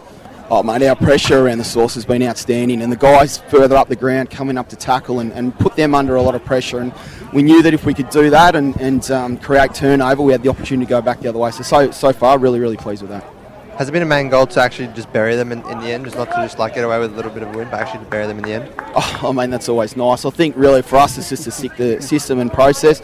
Mate, they're not going to give up. They're going to come at us. So no, I wouldn't be saying we're going to bury them. It's about trying to just stick to our system and let the outcome look after itself. Thanks, mate. Appreciate your time. Great stuff from you two. All thanks to Blenheim Brand. That three-quarter time huddle report. For more than 25 years, they've been producing award-winning branding and communications across a vast array of industry categories and business sectors, using their four-step process of discover, think, create, and become. What a great read that was. Joe Pignataro. Sure was. Many takeaways from Mark Nat's interview there with Adam before we get to Petchy? Well, he's respectful of the opposition, but I reckon his team is going for the throat here, Simon. Yep, Bendigo Bank bring us the final term down here at the Camberwell Sportsground. The umpire will do it again in the middle. 11-9-75 Scotch, 5-11-41 St Kevin's. All uphill here for St Kevin's as the ball will be taken out. No, good tackle laid on in the middle there. And it's scrappy, and we'll have another ball up. So Scotch to the main grandstand end, St Kevin's to the bowling green end here at the Camberwell Sportsground. Grant palmed it down. Jackson there held up by Jock. Ball hasn't gone too far. Still inside the centre square. 75 playing 41 for Bendigo Bank in this final quarter. Grant again. Got it down. Richards put it under the arm. Went for a run. Handball outside here to Walters. Gets a kick down towards full forward. No mark taken. Ball hits the deck. Lawrence goes in underneath it. And tries to get away from Barnett, who applied a good tackle. And we will have a ball up down at the end, in which St Kevin's kicking this final term. Inside the 45-metre arc, Grant palms it down to ground level. Roved okay here by Scotch. Frenetic got it out. Going through Simons, ran into his own man and was upended in the end. Jock on hands and knees, tried to get the handball back out in the middle of the ground. And a free kick going Stubbing's way, is it here for Scotch? It was Jackson who turned it over to Cameron. It wasn't a great kick in the end. And Sammy Cameron, who hurt himself in the early stages of the contest. Great to see him fight his way through and come back on the ground. He goes short to Richard. So all this action is right in the centre circles here of Camberwell Sportsground. Richards kicks it long into the forward zone, but the mark's been taken here by Jack Brown. Another kick just for luck. It was not directed towards anyone. Yeah, they've hoped for the best for a few of their entries, particularly in this second half. So Brown now wants to backtrack and retreat. Concede ground all the way back to a man who has put his name in lights today in Ryan Halls. Now, they've been very hot on this today, haven't they, the umpires, when it comes to giving away 50-metre penalties for going over the mark. Almost as if the stand rule has become part of the game today. Called to play on now from inside the centre square. He wants to go outside. Jock in a one-on-one. Did well to keep his feet against Charlie Cormack, did Tommy Jock. Fashioned, well, some form of a handball that went half a metre. Henry Brown picked the pocket. Can he find a teammate? He just handballed it to space. The Lizard did well in getting the ball at least over the boundary line near Sammy Cameron at the cricket nets, where a patron has decided to take up residence and enjoy the afternoon sun while he watches this game of footy. It's a nice place to watch footy from. I don't blame him. Just hidden in between the side screens there. Yeah, I think he lives in the back of the grandstanding. 11-9-75. Just gone out for a wander. The Life members' comments there. Strong stuff.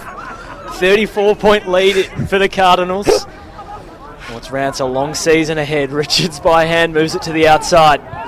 Here's Barnett. 2 goals for him on return to St Kevin's. Inside 50, Kerr. That's one of the few times he's got away from Holst today. But his kicking's let him down today, that's for sure. Intersection of the 50-metre arc and the boundary line right beneath that scoreboard, which isn't particularly pretty reading for fans of the Scobbers. Leading goal kicker last season and looking for his first. And we're into the final term. 43 goals in 2022, 36 in 2023, and then he led the competition with 53 last year. Paddy Kerr on approach, right foot up. Tough angle. He's fanned that one across the front. It'll be tapped down in front of the goals. It's still in play. Jack Marnie went to Elliot Marnie over the shoulder to Barnett, who's looking for 3.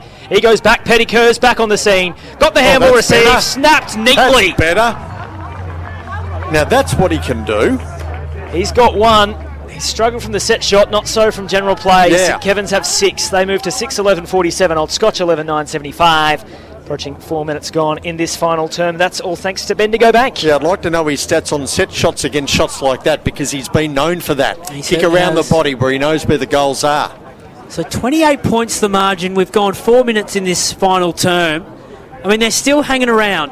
They're hanging around, but they just don't have that forward line structure. That's all. If they had it, the game would be a lot closer than what it is. And we have known Scotch over the past few years, they do drop off and they do let teams back in.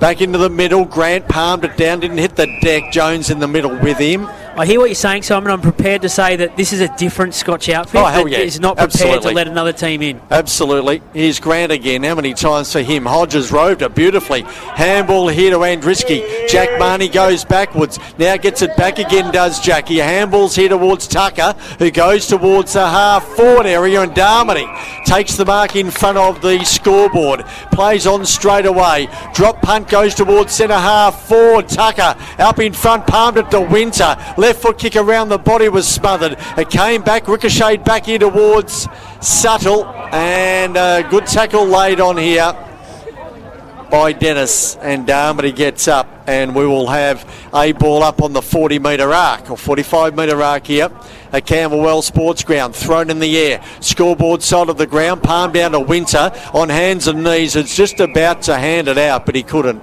Frenetic had a fair piece of him, picks him up, and we'll have it all over again. 75 playing 47. Scotch have the lead. 5.5 gone in this final term. In front of the scoreboard, Jack Marnie goes to himself, then got rid of it to Hodges.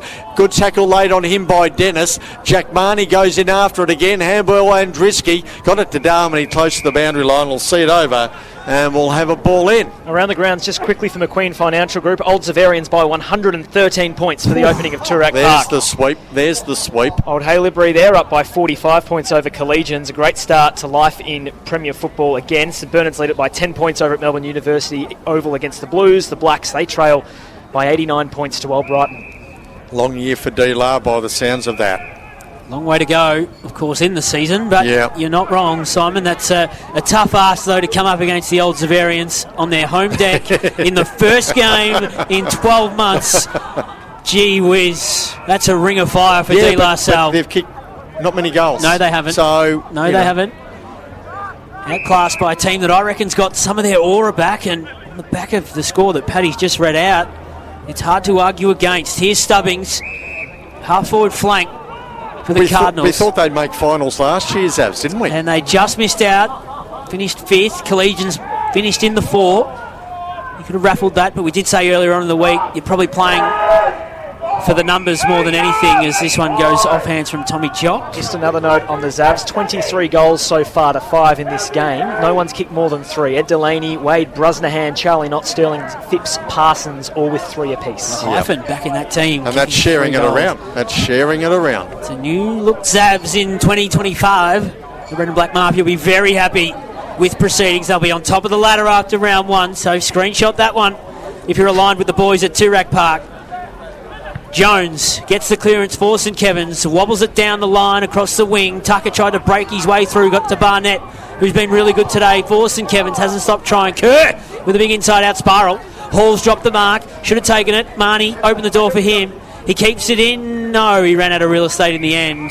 And right near the scoreboard that has now gone into the 8th minute, 11:09.75, 6:11.47. Our final term is all for the Bendigo Bank that would have helped the great man Will Strange throughout the week, who sold his house thanks to Jealous Craig, the president of Old Scotch. Good stuff from you, Joey. Will Strange. A great halftime chat with him and Paddy Mount. Hopefully we can speak to them more throughout the season. A good little double act going on. I wouldn't worry about hopefully. They just demand airtime, those two. That's why I leave. Don't worry about hopeful. That's why I go. They're never going to say no, let me tell you. Here's Jack Marnie off the back of the stoppage. A snap that will fall short into the goal square on a one-on-one. Lawrence is coming to assist. Suttle has the footy. He dropped it. Jack Brown now there. Darmody around the place. Lawrence lays a big tackle on Elliot Marnie, whose kick was narrow at goal. That's 12 behinds now for St Kevin's. 6:12.48. Old Scotch 11:09.75.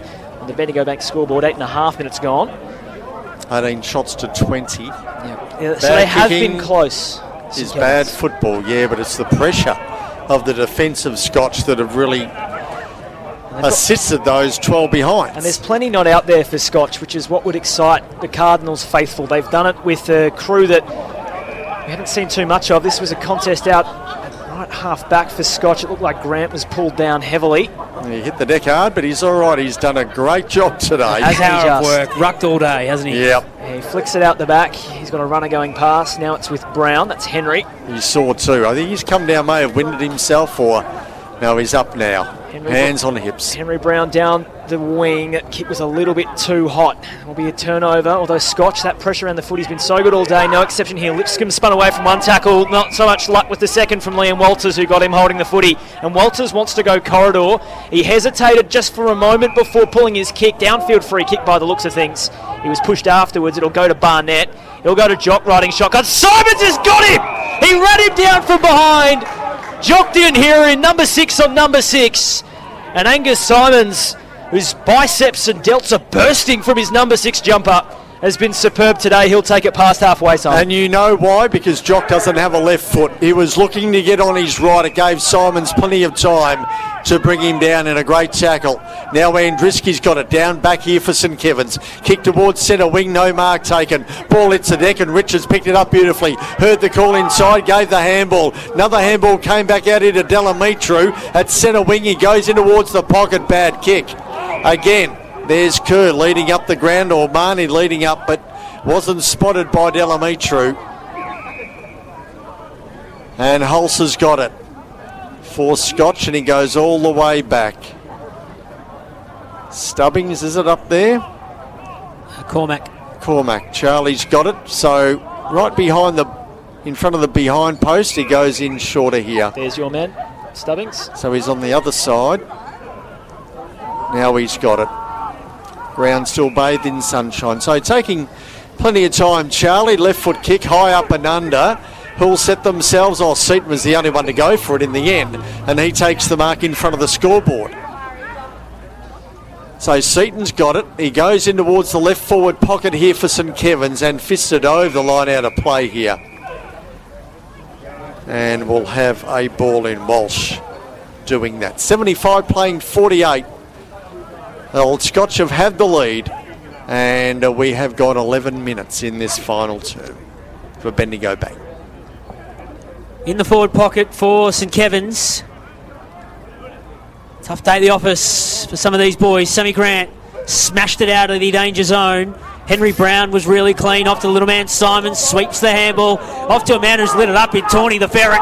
Thumps it inside into the big pig, who's in a one-on-one, but it just fell short. And Tom Burley, in the end, took a chest mark. So he takes it and run out of his defensive. Oh, he's smothered by the big pig. Somehow came back the way of Burley. Geez, the crowd rises and falls, doesn't it? With the number 44, who might just get here. Oh, the kick smothered there. Well done from Jock. On the deck is Winter. He sweeps the handball to Richards inside the centre square. It came back the way of Al, who had it partially smothered. Frenetic got it now inside 50. Goes polling on in the direction of the pig. He couldn't take it. He's got a free kick. Listen to the fans. They are dead set, hanging on to everything that number 44 does. In game 100, they may storm the field. If he kicks this goal, they may just jump the fence. And as Simon spoke about earlier, the security will have no problem just watching on. In the number 100 game, he's kicked 3. He's looking for 4. Paddy had him down for 10. I was just happy to be here watching him. There's still time. I reckon they might start oinking if he puts this one through. Some sort of September last year. On its way, hits the stick. Disappointment on the face of Will Clark. Annoyance from the fans behind the goals, which is basically the twos players who have hung around to celebrate his 100th game. He's kicked 3 goals for, 1 out of bounds on the full. But they have got, what's that, a 27-point lead. I think Fraser Morrisby just went the full to scream. Hands on the head. Big wide mouth. He was devastated. Cormac by hand went into the corridor. Easton wraps up Cameron. 60 metres out from the Scotch goal. As you mentioned, 28 points the lead. 11-10-76 to 6-12-48. The reigning premiers just letting this one coast at the moment as Farah wraps up Liam Walters. I've liked Tom Farah on debut. There's been a few exciting Cardinals who we've seen. We've spoken a fair bit about Angus Hulse at fullback, but Farah and Tawny have been exciting. They've got a nice depth to them, the Cardinals. Here's Walters for St Kevin's, goes to Barnett, who was coat-hangered by Dennis. And that's the other thing, they've come into a premiership team. They've had to learn how to play Nat's game plan and fit in, and as if they've been here for a long time. It's Delamitre, rather, who went sideways, and now it's with Cameron, who got it from Elliot Marnie. Left half forward for St Kevin's. The build-up complete. The kick into the pocket is good for Kerr. He marks a step ahead of Dougie Lawrence, and will go back from a tough angle in the left forward pocket for Paddy Kerr. Looks like he's setting up for the snap. Well, I think that's probably how he likes to kick, and he's normally more accurate like that. Even today he's had one like this, Kerr around and the he body. put it through. And last goal of the game That's not to bad Paddy at Kerr. all. He's got 2 on the bounce by the looks of things. Yeah. Paddy Kerr. So it's 7 for St Kevin's. They move to 7-12-54. Old Scotch 11-10-76. 4-goal margin. Mini pulse. Maybe. Certainly within the realms of the Lee Matthews rule. Adem Savran's been on the boundary for us all day on debut. Adam, what do you got for us? Yeah, that piece of play there was everything that they haven't been doing all day. You can see the J handball was used for the first time in quite a while and ended up resulting in a goal for them. So if they can start using that in the next couple of minutes, maybe they can kick a couple of goals and maybe get back in the game. Before the bounce, Adam, what is a J handball? You've used that phrase a few times. Basically drawing the man on the mark and then giving it to the man on either your left or your right. So basically 2-on-1ing, basically. He's got a future and special comments, our man Petchy. Rightio, back into the middle. Grant won that one down, and now Scotch tried to win it out, but Cameron gets in the way. Bouncing ball eluded him. He goes in after it again, though. He didn't give up. Now Lipscomb ends up with a Jock had a fair piece of him. Lipscomb got it away, and once again, the umpire says, give it to me, I'll ball it up. Just on the margin, Petchy, they haven't been this close in Kevin since the early stages of the second quarter. Yeah, it got out to 45, so they pegged it back, I'm sure. Here's Grant, palmed it down. Hodges rode it well. Left-hand handball, and away they go again. Here's St Kevin's. Barnett, he takes the mark and gives the handball back. They work it up towards centre wing. There's Walters down to Darmody. A wobbly kick off the boot. Joel Lawrence has waited for it. Kerr's got it again. Handball into Darmody. Darmody into goal. No! It's been chopped off by Elliot Marnie in front of goal. And he'll go back and have a shot. And he can bring it back within 3 goals. And he has. Marnie's kicked it. So they kicked their 8th here, St Kevin's. They go on to 8-12-60. Scotch 11-10-76. Marnie has kicked his second for the afternoon, and they've pegged the margin back to 16 points. It got out to 40-odd points at one stage in that third quarter. Now they've pegged it back to 16. Another couple of quick goals here. There's plenty of time. We've got a game. Well, they've kicked the last 4 of the game, Petchy. Well, there we go. So maybe Old Scotch have just gotten a touch complacent across the start of this 4th term, and now they're a little bit worried. You've run with the word complacent. Well, another goal. They've conceded 3 goals, haven't kicked their own, Joey. Well, they've put the pig in the middle. That's Will Clark, if you are just joining us. And the margin, 16 points. They're starting to get some momentum here, St Kevin's, and Hodges is in the centre of the ground, sweeping the handball out wide. Can they move forward here with Lynch? The Lizard thumps it inside 50. Grant's gone back behind the ball. Awkward bounce for him. Lawrence navigated it okay. Got to Walsh, who went back to go forward with Brown. Thumped it out of the danger zone. Will Clark's in the contest here, along with Critchley, who's also slightly gone back behind the footy to help out the St Kevin's defence. Whistle on play. I think a free kick going the way of Scotch. It will be. And it is going the way here of Tommy Farah, the man Paddy Grindlay just spoke about moments ago. Outer side of the ground, 16 points to the margin. He's got to wait for some of the cavalry to arrive ahead of the ball. Lipscomb just went up in the air, almost could have taken the mark. Instead, he just fisted it down. Now it's with Goodison, who's right where the 50 meets the boundary. Gives it off to the Ferret. Another handball to Lipscomb, who can run into the open goal! And cut a run of 4 straight for St Kevin's. And maybe just put them back in their place. You could hear the roar from the fans. A brief sigh of relief around the ground. 12-10-82, 8-12-60. It's back to 22 points after 18 minutes in this final term for the Bendigo Bank, and brilliant from Jack Lipscomb. Yeah, just the tonic for the Cardinals. It's a settled finish from the man in the yellow boots, who's been super today through the midfield, it must be said. Yes, he sure has. Back to 22 points and cutting that run of 4 goals for St Kevin's. We'll head briefly around the grounds. That's, of course, all thanks to McQueen Financial Group. Old Brighton by 90 at Brighton Beach Oval. St Bernard's ahead by 2 points at Melbourne University Oval. We'll return to the action and get you the rest of those scores in a moment, because Cal Jones has the footy for St Kevin's, and he's pinpointed that kick to Sam Tucker. We haven't called his name too much today, the Big V representative, Sam Tucker.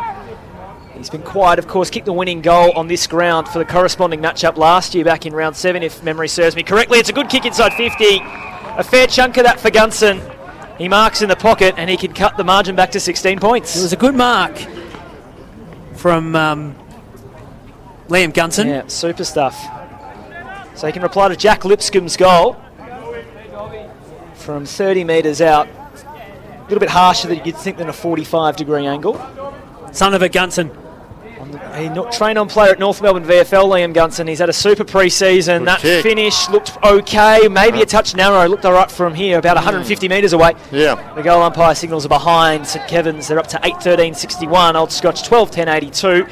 Approaching time on in this final term, but St Kevin's not without a quick flurry and perhaps stealing this one from the Cardinals. So Cormac kicks the ball back in and he found Hulse and he marks in front of the scoreboard here for Scotch. Down at half-back. 82 playing 61. 20 minutes gone in this final term. And Scotch have the lead. Hulse now has to kick. He does that. Centre wing out of sight of the ground. Cameron goes back and takes the mark between centre wing and half back here for St Kevin's.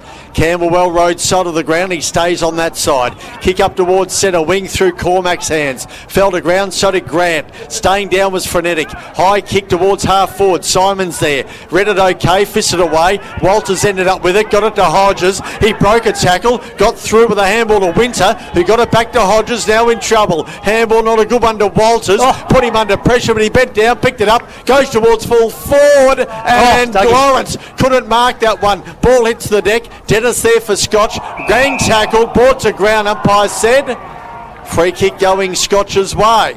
High tackle. So a high tackle right down in the last line of defence here. Petchy, a quick one. Old Haileybury up by 69 points over Collegians. Kick towards half back, and Hart takes the mark here in front of the small grandstand. Between centre wing and half forward here for St Kevin's. Bombs it long, goes towards full forward. Sun in the eyes of everyone. They all went up, palmed it down. Marnie was there, but the ball never came out. And the himself umpire... a free kick, Marnie, yep. Marnie or Darmody it's going to be, I think. Jack Darmody. Yep. He went to play on, he put it through, but Marnie was just lurking, waiting for it to come out. Jack Darmody gets the free kick, and this to peg the margin back, and he puts it on its way and made no mistake. So St Kevin's kicked their ninth. They go into 9:13.67, trailing Scotch 12:10.82.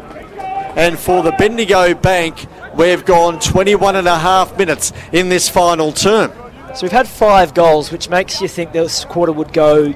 You'd think 30, 31 minutes. Do they have enough left now, St Kevin's? They do seem to have the running. They've absolutely got time. There's no doubt about that. Darmody kicks his first of the afternoon. We've seen 15 points whittled down quick. Sam Critchley's gone back into defence. Lukey Winter inside the centre square. And it's Sammy Grant doing the ruck work here against Jones. Winter head over the football. He extracted it, but his handball went only as far as Aidan Frenetic, who left it behind. Winter went back again for a second attempt. Brilliant from Lukey as St Kevin's go inside 50. Awkward bounce, but Charlie Cormac navigated it okay. He went short to Noblet. Half-back flank, Camberwell Road side of the cave here, Camberwell Sportsground. 22 and a half minutes have ticked over in the final term, and the Cardinals holding a 15-point advantage. St Kevin's have come and tried their very best in this final quarter. They trailed by as much as 7 goals during the third term. They've worked their way back to inside 3 goals. So almost at the cricket wicket areas. This one will be thrown back in. A lot of numbers lurking around the footy. Tom Jock just off this contest, ready to explode. Angus Simons is at the feet of both ruckmen. Grant spiked it forward beautifully. Farrell boots the ball in the direction of Clark, who's in a 2-on-1. Ball hits the ground. Can Scotch close the door on this one? Seaton's on the deck. He's got hands and knees, but he gives the handball away to Burley, who just dumped it out of the danger zone. There'll be a whistle. It's against Will Clark. Burley still on the ground. There's some frustration from the reserve players behind the sticks. St Kevin's want to move the footy quickly. Winter goes over the head. Brilliant handball. Dylan Mitru met by Sammy Grant, who ran out of real estate. Will have it thrown in. Anthony Seaton just struggling, I think, with the heat out there. Cramped Deluxe right in front of us at the top of the goal square. He's back to his feet. 15 points the margin. 23 and a half gone in the final term, all thanks to Bendigo Bank. And Our post-game show coming up shortly after the conclusion of this game, thanks to Bendigo Bank as well. Will be thrown in pretty much neutral territory, you reckon. Cal Jones had it first. Grant flicked it out. Sam Cameron with the take. That one's gone straight up and down the chimney. And great grab. Good mark. That's real strong by Barnett. And the Scobbers want to move it quickly. Jack Marnie marks 55 metres out. Richards riding shotgun. Handball receive. Wants to go back to Jack Marnie. He took a bit too long. Sam Cameron's there. He was knocked off his handball. Henry Brown for Scotch recovers. Cool head goes wide to Noblet. Just wonder if that was the right option from Jack Marnie. He could have gone back and at least put it up to the top of the square. Richards a bit flat-footed with that handball that he tried to receive. 60 metres from his defensive goal. Not a great kick by Noblet. Picks out Lukey Winter, who's been good today. The midfielder out of St Kevin's. Sits that one. That'll bring rain. It goes really high in the air. Two hands to it. Tucker spoiled from his grasp. Easton picks it up. He tumbles a left-footed punt towards the wing. Winter's there again. Simons bumps him out of it and soccers it forward. Clark will come up. He's going to bend down low, the big fella. He shows a clean pair of heels. Ducks to the inside. Scotch going forward. Now the kick inside 50. Oh, wider than that. I don't know if that was intentional. The Cardinals should get a shot on goal here. Frenetic's drifted down. He receives the drop punt on his chest. That looked like it was Tawney again, who's been in everything today. There was absolutely no way Farah meant to kick it that way. Not a chance in the world. Well, that's probably the story, isn't it? Farah to Tawney, working things out, and then Tawney, who spots up Frenetic drifting down, who is 40 metres out directly in front, and this just about would be Goodnight Nurse. And Clark got there easily because Burley's on one leg out there. He got knocked off his feet by Clark earlier, and he's still feeling it out there. So Aiden Frenetic already with one today. He'll kick this on the roof. Nice and slow and methodical approach. Usually does his best work from outside the arc. He's a step or two within it on this time. That kick is Gorgeous. He loves his own work, as Aiden Frenetic. Gorgeous. Mark that down. Not sure if Petchy loves mine. Jeez, I don't know. 13-10-88. Gorgeous. I don't think ever in my lifetime have I ever heard a goal described as being gorgeous. Well, we've got split the middle. Hey? I'm getting thumbs up from the crowd behind me. We've got Really? Bruce calling Cyril delicious, Gorgeous. and now we've got Paddy calling goals from Frenetic gorgeous. Gorgeous Aiden Frenetic has two. The big fella, he's been good. Really? 13-10-88 the score for Old Scotch. 9-13-67 St Kevin's. 21-point advantage re-established by the Cardinals with 26 minutes elapsed in the final term. Rightio, Go on, back do into your the best middle. to get gorgeous into your next passage of play, no will you? way. No one's gorgeous in my opinion. Here's Cameron, goes long with a kick. Critchley eyes only for the footy. Gorgeous that was a great mark. That was a gorgeous mark. That was a great mark. Eyes only for it. Goes out wider here. And Walters has chimed in to take the mark in the forward pocket. He'll take a gorgeous kick if he puts this one through from here. Nothing's gorgeous. You need a mirror in your life. Look at yourself. Actually, it's Gunson, not Walters. You've distracted the life member, Joe. Doesn't really matter. Here he is. Deep in the right forward pocket, and he's missed it. So a minor score there to St Kevin's. 9-14-68. Scotch 13-10-88, 20 points the margin, 27 minutes gone for the Bendigo Bank in this final term. Gorgeous. Staggering. It Really? is an absolutely gorgeous day, let me tell you. That's the only part about gorgeous you would use. I'm with Paddy. It was a gorgeous kick. He kicked it beautifully, Aiden Frenetic. He's played a gorgeous game, Frenetic, but is he a nominee for us? Really? Player of You the dare game? drop an F-bomb like you were just about to then. All right. He's in the running, I reckon, but I'm going to give it to my man, Will Clark, because when it was hot to trot early, he was the man who was right up in the contest of this one. Yeah, Skins Player of the Day wins himself a pair of cutting-edge Skins compression tights, thanks to Skins, the pioneers of sports compression, Will Clark. He's absolutely delivered in game 100. There's no question about that early on. I'll need a big size because the quads on that man are unbelievable. Here's Aiden Frenetic, who's got it on the outer side of the ground. So we will be just playing our time now. 28 minutes have elapsed, 20 points the margin. Maybe they can try and find another one for the Big Pig. Farah's got it right at the boundary line. He wants to go back to go forward here. So Stubbings, to fatten up his own stat sheet, will come back inboard. Close game at the Melbourne University Oval. The Blues lead that one by 4 points deep into time on. Taking back the lead against St Bernard's there, who've had it for most of the second half. Lipscomb now, they've horseshoed the ground here. The Cardinals to the broadcast side, or the interchange side of the ground here at Camberwell Sportsground. Gee, they must have got a fright they were in front, St Bernard's. I think they must have. Short to Easton, who had it turned over. So Gunson picks up the football and gets to Kerr, who's on the paint of 50. He might wheel around on the right foot and just whack it in a goal. That's what he does, but the kick's not a great one. It's going to be turned over. So Charlie Cormack, who's been called to play on, has got to go now. Not a great kick. Dylan Mitchell's got it on 50. He checks the kick. In short for Critchley on the slide, takes the mark.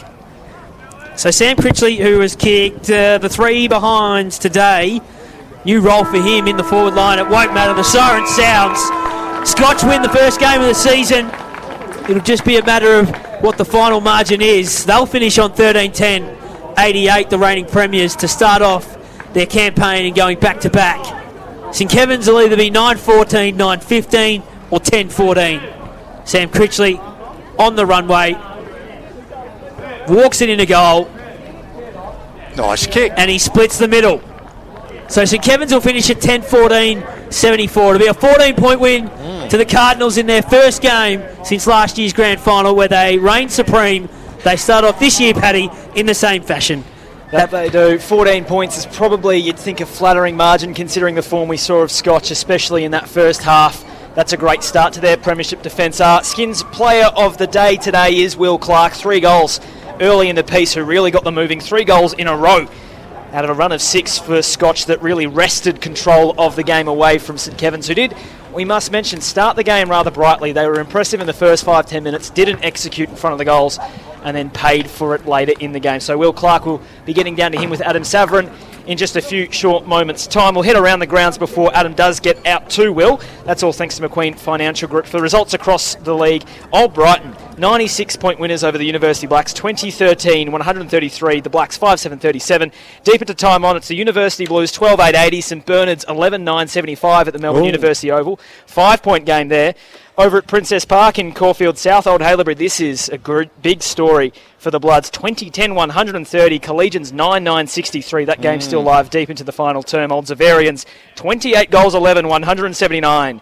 De La Salle, 7-7, 49. 130 points, and they're still going out there at Toorak Park. What a performance from the Zavs at their brand new ground. That will be a fun one to dissect during the week on For the Love of the Game, which you can catch on a Tuesday or Wednesday. Myself, Joey Pignataro and Jason Bennett talking all things amateur footy. I've got a question for you, Paddy. Who's going to carry off Will Clark? I think you might have to. There's no chance of me getting underneath the pig's legs, let me tell you. Sung his praises. I'm trying to work out which one of it. Maybe Dougie Lawrence and maybe Aiden Frenetic might have to be the two that try grab hold of him. Before they do, I think Adem Savran's going to go into their midst and pull him out of there. He's going to try and have a crack at this. Now, he's one man going against 22, Adam. Let's see what they do here. I reckon he's pretty confident he can get hold of the big pig, who might be coming on for media straight. Yes, the boys have seen him. Let's get down to Adam with a quick chat with the pig. Your 100th game today, and you kicked 3 goals. You're our Skins player of the game. What did you make of the game? You obviously played well yourself. Must be pleased with the result. Yeah, mate, it was awesome. Long pre-season. We've got a lot of pressure on us coming into the year, winning it last year and coming out to a really awesome side like Scob. So, it was awesome to get out here on a pristine deck and a pristine day and get the job done. It's fantastic. What was the favourite part of the day? Obviously, it is your 100th game, but 3 goals must be pretty nice. Yeah, no, the 3 was nice in the first quarter. Couldn't really kick after that. Missed a few setties for the rest of the day, but that's all right. Something I'll be doing at training this week. I think I'll pull myself out of a few drills. I'm sure Natty won't mind, and I'll do some goal kicking. Just last one before they go, what was the coach's message early in the game to get you guys roaring at first quarter? I won't sort of explain what our sort of mantra for the year is, but Natty sort of likes to sort of harp on 1 point for a season and really drive that in, and that really resonated with the group, and then also sort of just getting around our mates and looking after our teammates today was a big one as well today. Thanks, mate. Well done. Big thanks to Will Clark in Scotch for holding up their interview, and now he's going to absolutely cop it, you'd think, deluxe, not just from his teammates, but all the reserves who were gathered around the race. Joey? It looks like he doesn't want to get picked up, but Dougie Lawrence was about to, and Aiden Frenetic, and the pig has said no. Listen to the fans who want him up on the shoulders.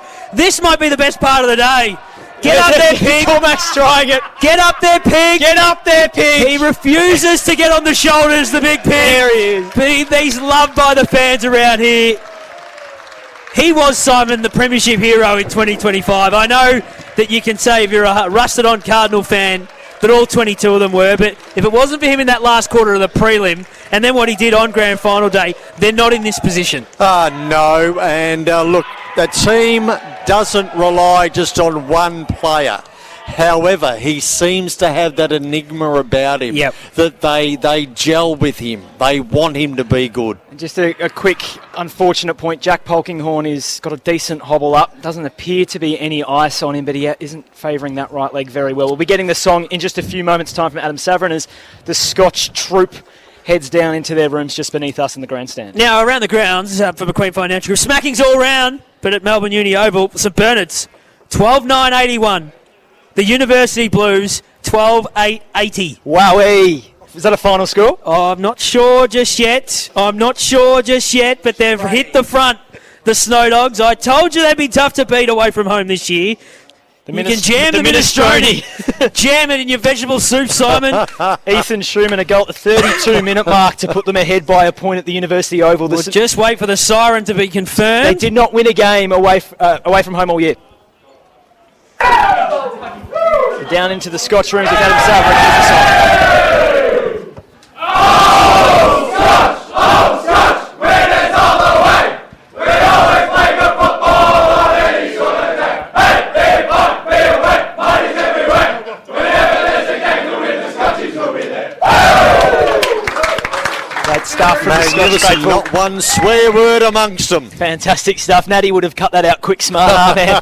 We'll be speaking to him as part of our post-match show. That's all thanks to Bendigo Bank, owned by the local people of Canterbury, Ashburton, Surrey Hills and Baldwin. The Community Bank deliver all the banking you might need for loans, credits, insurance, to business banking, investments and more. They invest their profits back into the community, and they've provided in recent years Old Scotch Footy Club with its electronic scoreboard and goal nets, which we've got plenty of use out of today. Around the grounds, that final score confirmed. St Bernard's 12-9-81 have defeated the University Blues 12-8-80. Wow. Ethan Schumann's goal, 32-minute mark, has given the Snow Dogs their first win away from home since 2023. That is a super result for a team that we expect to elevate.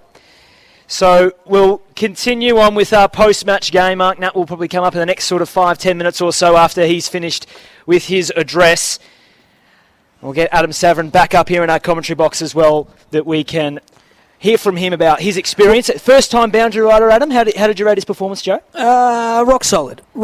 I'd go 8 out of 10. There's always room for improvement. Always room for improvement. I reckon I was about a 3 today, and life member over here, 1.5 out of 10. I'd go the other way. I think that's an 11.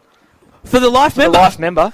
Well, he's got a bit of pull. You've got to be careful around Simon Petch. I'm not scared of him. 11 out of 10 any day of the week. Do you reckon you could tell those 3 security blokes they can go home now? No, they're coming back to grab me and just escort me back to my limousine, which is waiting out in Trumper Avenue. I've seen the limo doing laps around the ground for the last 4 hours, just waiting for the great man to emerge from Avenue, he reckons. Trump Avenue. The other scores in William Buck Premier, while you listen to Simon talk about himself.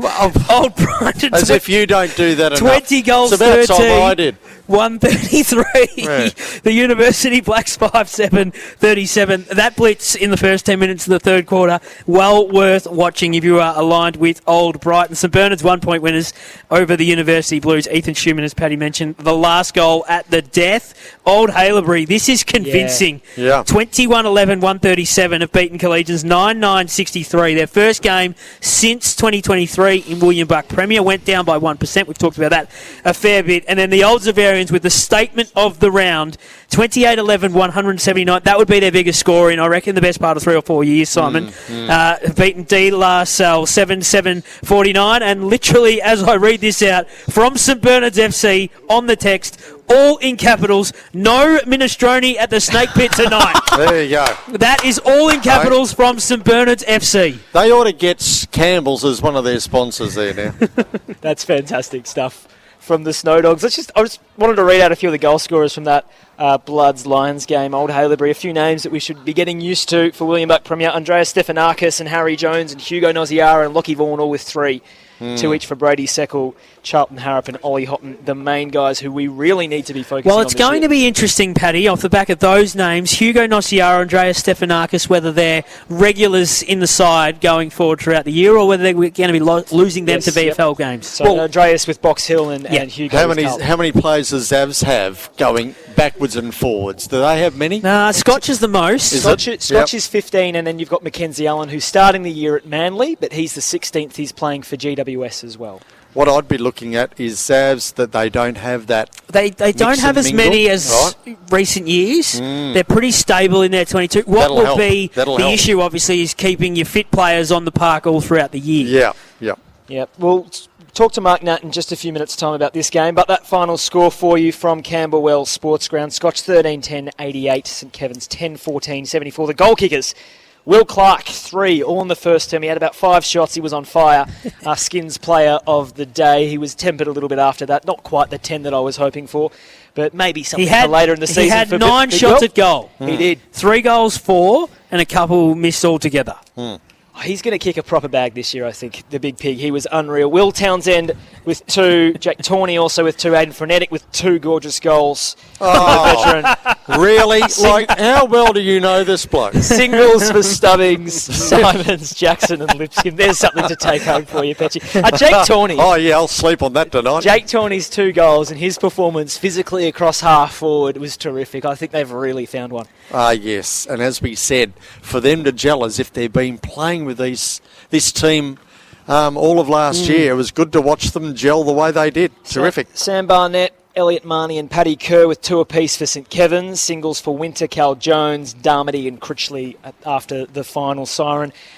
Big losers today, St Kevin's. I thought that they were probably the favourite coming into this game when you put the 2 22s next to each other and you compare them man to man. But they were really, I thought, shown up across those middle quarters. Plenty for Anthony Lynch to work on. That is his coaching style. We love to see how the Scobbers develop over the course of a year. We see a lot of younger players usually early. I reckon they found one in Connor Lynch off half-back in the number 44. Left footer, beautiful mover, backs himself, not without confidence. Backs his skills. I understand why everyone was telling me that this kid is Nick Blakey. We call him the Lizard. He moves like Nick Blakey. He kicks like Nick Blakey. He's got all the assets, I think, to be a really handy senior footballer in this division. And let's not forget that lead went out to at least, 45 points? Yep. Mm-hmm. Now, they've pegged the margin back. Like they were never really in the game, but as Joe kept saying, they were never really out of the game. Yeah, absolutely. There's no doubt about that. I reckon they're currently now in their longest losing streak since 2016. If you think back to last year, they lost their final few games of the year, St Kevin's, and of course they went into the final series, lost that heartbreaker to Old Scotch Old Brighton in the first game, lost the prelim to Scotch, and now they've lost round 1. So they've got a bit of work to do. I know a couple of things have changed since last year, Paddy, but there's certainly some things that Plugger's got to work on. Big story out of Premier B. If we're going to continue to go around the grounds to the Queen Financial Group. Is Paddy coming up to join us? We're expecting to see him in the next few minutes. Adam's just gone down to fetch him. Okay. Old Camberwell, 13-11-89. Old Trinity, 12-16-88. Final score out at the Gorner Barnard. Old Camberwell by a point over Donald McDonald's Tees, who are highly fancied. Good luck with that phone call on Monday. Trinity, by the looks of the scores, Trinity came all the way back. They were down by 41 points at three-quarter time, kicked 7 goals to 1, more than doubled their score in the final term, and fell a point short. Yeah, so how are you going to approach that phone call? Are you going to start with the 7 positive goals in the last quarter, or are you going to start with North Melbourne and Sydney tonight, or are you going to ask him about his son? It depends. It depends. How the hit between the eyes and say, Donald, what the bloody hell happened in the first 3 quarters? I've rang Donald McDonald after he lost a preliminary final by literal inches last year to D. Lascelles. So hopefully, if our relationship survived that, it can survive anything. Going through the rest of the scores, Old Ivanhoe have announced themselves 19-10, 124, defeating Caulfield Grammarians 11-9, 75. Oh, now heartbreaking for Caulfield. I've mentioned Willie Edwards on the podcast during the week. Unfortunately, he got an injury at training and he's out for a couple of weeks. And you know how good Willie Edwards is. You would have seen him many times for Caulfield. Big loss in the lead up to their first game. No surprise at Fear on Reserve. Williamstown CYMS 17-22, 124. Hampton Rovers 11-5, 71. Oh, well, there's a phone call you'll enjoy having. The CY's 53 Monday. Points to the good. I haven't seen the Richmond result yet for Con. To Zoglu, who's they one beat of the Brisbane. Great conversationalists. They beat Brisbane in the VFL. Here's a big one as well. I've said all pre-season that Premier B is the tightest of the divisions. Old Carey have come up from Premier C, 14-10-94. They've defeated the Old Melburnians 13-11-89 by 5 points at Elstonwick Park in a really close game. That's a super result for the Panthers under Luke Giles, who's taking over from Aaron Bailey this season. And it's just a wonderful result. I'm really happy for everything Old Carey there. That's a great result. Just around the grounds in the AFL, you want to know how Richmond's going? They're 10 points down. That's a good result. The Gold Coast won by a point earlier on today, by the way. There might be some free kick shenanigans that I saw on Cinch Footy pop up that I'll be talking through. Okay. It's a great Instagram page run by our new social media coordinator, Dylan Humphries. So you're going to tell me that absolutely the Crows were laughing robbed. politely to himself Right behind in us front here. of me, the Crows were robbed, apparently. That might get a run. And the final result from Premier B, this is also fairly significant. Old Geelong, 13-12-90, defeating Fitzroy 9-6-60. Yeah. 4 goals to zip in the first term. They held a 30-point lead at quarter time and never really relinquished it. The Ogs under Nick Dixon's leadership. Mark Natt has just made his way. This man has a smile on his face a mile wide after a super performance by the Cardinals. Are you sure it's Nat? Nat. A few people have spoken to me and said, is it Mark Gannat? Yeah, Mark Gannat joins us here in the commentary box. Or is it Mark Nazi? Let's hear from the man himself. Oh, it's certainly not Nazi. I don't know where you're going from. I don't mind Nazi. That might stick. I'll take whatever, mate. I'll tell you what might stick, the ferret for Jake Tawney. He is a ferocious creature. Like he was under. That's from Will Strange himself. He came upstairs. He said, we've already got a pig. We might have a ferret now. Is that one going to stick? Yeah, I don't know. He said it in the rooms and the room just went quiet. So well, you'll enjoy the replay then, Natty. It didn't really get any legs. But no, he was sensational. So it was, it was good. Mate, super performance from your team today. We were mentioning just a few moments ago that maybe if you put the 22s next to each other, that perhaps St Kevin's maybe had on paper the more experienced side. Yeah. But I was really impressed with some of the young guys, Tom Farah especially. Angus Holst at fullback was terrific. But you must be super pleased with all the work you've put in over the pre-season for that result to happen. Yeah, absolutely. I mean, to get, I always thought today would be a really tough game for us. Mm-hmm. And, your season doesn't get defined on round one. So it was about really just rewarding these guys and their efforts in the pre-season. And Holst and Walshy and Maxi Suttle, who are 3 guys who played some senior footy in 2022 and 2023 and didn't play any last year at all, and for them to go out, I mean, Holsey to play on Paddy Kerr, he's it's a tough ask. He's such a good player, and obviously having Dougie down there to support as well. So no, really pleased with those guys, and Farah and Tawney in their debuts. Obviously, the little Jake there, he's got his family flew down from Queensland to see him, right? So they're all down there at the moment, and it's a special thing, and the way that he's been embraced by the group, it says a lot about our group, and really proud of the effort, and to get the 4 points today, as I said, it was a bit scratchy at the end there, but hey, we'll take it. This is just the post-game. Before you go on about that, what I was impressed with, Mark, was the fact that they played as if they've been playing with you forever. Like they just fitted in like hand into a glove. Yeah. They knew what to do. They knew where to be. They knew how to run. Yeah. Yeah. Very, very impressed with those new guys, and you've got to be happy with that. Yeah, absolutely, Petchy. I mean, it's the thing that I reckon people will question when you've won a premiership is, okay, how hungry are they coming back? And I reckon our forward pressure, well, not just forward, across the ground, our pressure putting St Kevin's under. I reckon there'd be a high turnover or ineffective kicks from them. They got a few later in the game, but that for me was the most important part, and it's something we've really honed in on over the last few weeks of training as well. Good. So you're right, and in terms of system, sometimes I reckon in footy people talk about system and method and all these words, and what does it really mean? And I think what you've said there is bang on, is that these guys understood their role. Jake hasn't played forward really ever in his career. He didn't kick a goal. That was his first goal in 2 years. He kicked 2.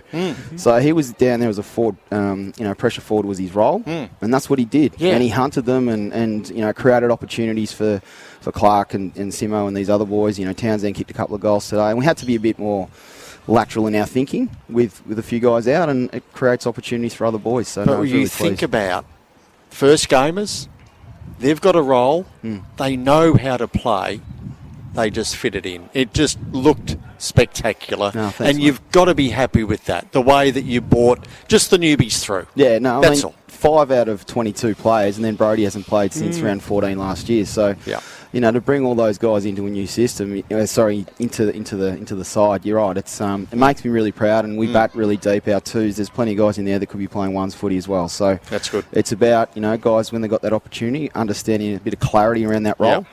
And then go and execute. So, yeah, pretty pleased. I love your three-quarter time address, Natty. First of all, you did tell them we're on radio here, lad, so just to keep the F-bombs to a complete minimum. So thanks for producing on the run for us. But some of the stuff that you spoke to them about what you wanted out of the game. And now, we obviously got to hear what you said, and my takeaway was this bloke doesn't want this team, St Kevin's, in this contest at all. Foot on the throat, and I know Adam asked you about that, and I'm not saying that you were out for the hunt for the kill, but this team's done a number on yours for a couple of years. You got him at the back end of last year, you got him in the final series. Round 1, you want to make a statement on a new year. I thought it was a composed, impressive way to go about it, but they still managed to find a couple of late goals to maybe not completely trouble you on the scoreboard, but is there some areas of improvement there for that last 30 minutes? Oh, absolutely there is. And round 1, first part of the season, it's about, and both sides were pretty knackered. They're obviously always going to challenge through the middle part of the ground there. And, Jockey and these boys coming through was, they got a bit more leg speed, you could see, from last year. But it wasn't just the last couple of years that troubled us. They beat us for 16 years. Okay, I didn't want to go back that far. I just thought we'd stick to recent times. So we've got them. Yeah, you're right. I didn't want to completely embarrass you. Well, the facts are facts, mate. But we've got on the last 3, and that's important. Just chatting to Plugger, and I think I just said to him, I think he and I got similar philosophies, and he's obviously got a few young guys in there today for them as well, and they're going to be at the pointy end. We all know that. So it's about a good one to get early in the season. 100 games for the big pig. I actually because of this tree I couldn't see you, but when he took a mark early in the game and I kicked the goal and I thought, oh no, Joey's just about jumped over the. I was close. There's a hole in the grandstand roof above us. I don't think I called any of his goals. I called a couple of his behinds. Any danger of him kicking straight for us? Yeah, mate. I'm so proud of him. He copped a fair bit in terms of the negative feedback a few years ago. Yeah, okay. And I've certainly always had strong belief in him, probably more than he had in himself. And I said in the rooms just now, like the Old Scotch. The crowd behind, but it's not just that. It's now the VAFA community led by you, of course. But it's incredible, and I'm so pleased for him, and he deserves it. And and he's still got a lot of development. He's got a lot to go, and that's the exciting thing. But he's starting to really control, and I reckon he put a bit of pressure on their backs for sure. What I absolutely love about him, and we have a lot of fun with him, and Simon, you and I were there preliminary final day. That last quarter was something I don't think we've seen from a big man before, and I know we played it up a hell of a lot, but I can only imagine how much confidence he got out of that 30 minutes to then replicate it in the grand final, to then start his season 6 months later the way he did. And he's played 100 games for your football club, and we've only started talking about him now. No, exactly. Where's he been, Mark? He played 99 thirds games before today. Well, obviously they count the under-19s games, so we had 2 years of that. But, I think, when Petchy talks about role, like Clarkey playing those roles in the finals, Granny, I thought, was sensational today. Pretty much rucked one out for the whole game, and Clarkey had a little bit of a go in the middle. But understanding what his role was, he had obviously last year Taron and Valentine are down there as well. So, he when it was his turn, he stepped up. Yep. And that's what we love about him. And he even laid 2 tackles today, which I think I said at quarter time was, he did one in the first quarter. It's unheard of for him. So he got a free kick and had a shot for goal down there. I don't reckon he deserved ambitious. It was probably the other player. But anyway, it was, when you see your ruckman starting to lay tackles, absolutely. I reckon you're going all right. Oh, you're going all right. Yep, absolutely. This is the post-game show. All thanks to Bendigo Bank. We're with the Old Scotch coach, Mark Natt, after a really solid performance in their first hit out of the season. Your forward line I've been really interested in all off-season because we know of the VFL commitments of guys like Tarrant and Valentine and Sellers and Ollie Barter. It looks very different today than what we saw last time, but you guys look so aggressive forward of the footy. Your small forwards, they were so role-focused. They were dominant. Jake Tawney, we've already spoken about. I was really interested in something you said in your three-quarter time address where you spoke about the roles of those half-forwards and how desperately you need them to push into the corridor. Is that the team that you see yourself as now? A team that's focused on turnover, getting the ball in quick, rather than that sort of kick mark, uncontested mark style that we've seen previously? Yeah, kick marks all well and good. It's about situational where we are relative on the ground. And obviously, how the game's going at that time. I think for us, we've been very clear. We knew we would be down on tools most likely, so a little bit of that hit up sort of half forward sort of connection between the arcs type. And with Jackson and Polkinghorn going down today, that really hurt us too. So those sort of players, Tommy Farah can do it, and when they're hitting up, it means that as our mids are coming through, that people say lower the ice. Well, what does that mean? It means you're looking at the ground. Yeah, you've actually got to have people coming at you. So it's about getting that connection piece, and that's what those 4 players. That was what that was all about.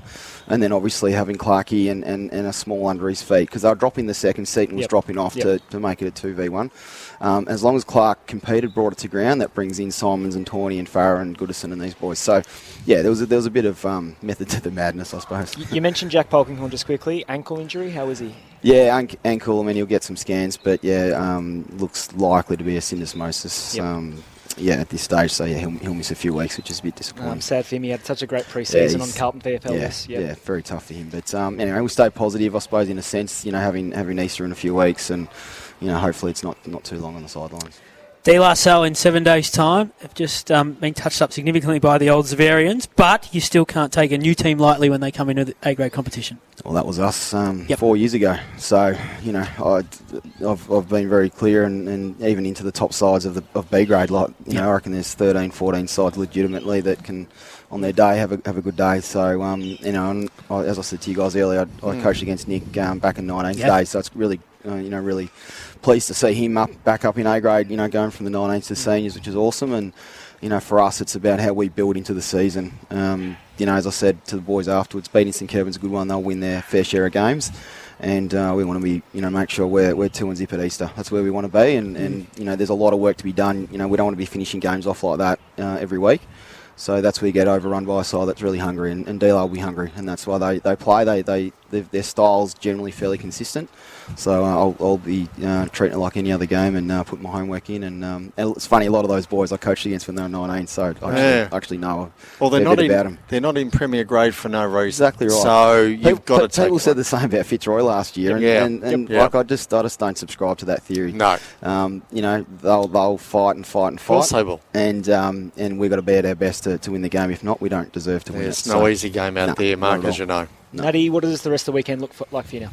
Yeah, well, there's so my daughter, she turned 13 the other day, so we've got a party for her tomorrow night, but I coached under Tomorrow night? Yeah. Sunday night party? Yeah, the school holidays. And it is too, my wife's been a bit ill lately, so yeah, we made it tomorrow, and I got under 16 Mitcham commitments tomorrow, so I've got that's your assistant coach playing, isn't it? He actually suffered a concussion a few weeks ago. Oh, no. So he's not playing tomorrow. No. So, there's been a bit going on in the Gannett household the last few weeks. household. But, listen, it's tonight. Just the boys have got and the girls have got a function here, so we'll tiptoe out of here and have a quiet night at home, and get ready to go with Mitcham tomorrow. Last one, and then we'll let you go. Thank you very much for your time. You got to unfurl that flag I'm pointing to over there for the first time in 46 years. Can you just take us back to the pre-game and what that day means to not only your football club but to you as well as the coach who got to bring this home? I just can't stop smiling looking at it. Gave the first time I've seen the cup, even touched the cup since the grand final. Gave it a little kiss on the way through. But, Mark's house the whole time. Yeah, no, listen, it was a very proud moment, and obviously it's very symbolic of not just me and the coaches and the boys that played, but it's more broadly for the Scotch community, and so many people have contributed over many years at our club. So that's very special, but that's 2024 done. It's we've got a job to do this year, and we're just building, and we're certainly hunting for more. Well, look, I think you'll go close. I think you probably come second.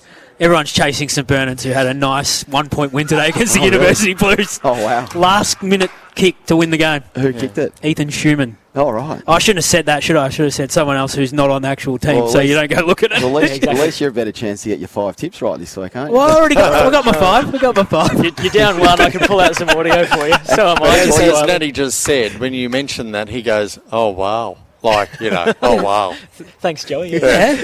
Well, at least you tipped us. I don't reckon Paddy did. No, I didn't. I know what I'm doing when I come to Camberwell Sportsground. If you want to talk to the coach, you've got to tip the home side, mate. Natty, I don't tip. Let's hope you take my call for the rest of the year after that. Thanks, boys. Natty, thanks for your time. We always appreciate the access you give us. Enjoy the win. Love it. Thanks, guys. Cheers. Mark Nat, the coach of Old Scotch, as part of our post-match show, all thanks to Bendigo Bank. Just before we get out of here, Petchy and Joey, and maybe Natty can help us out. Mark and goal of the day.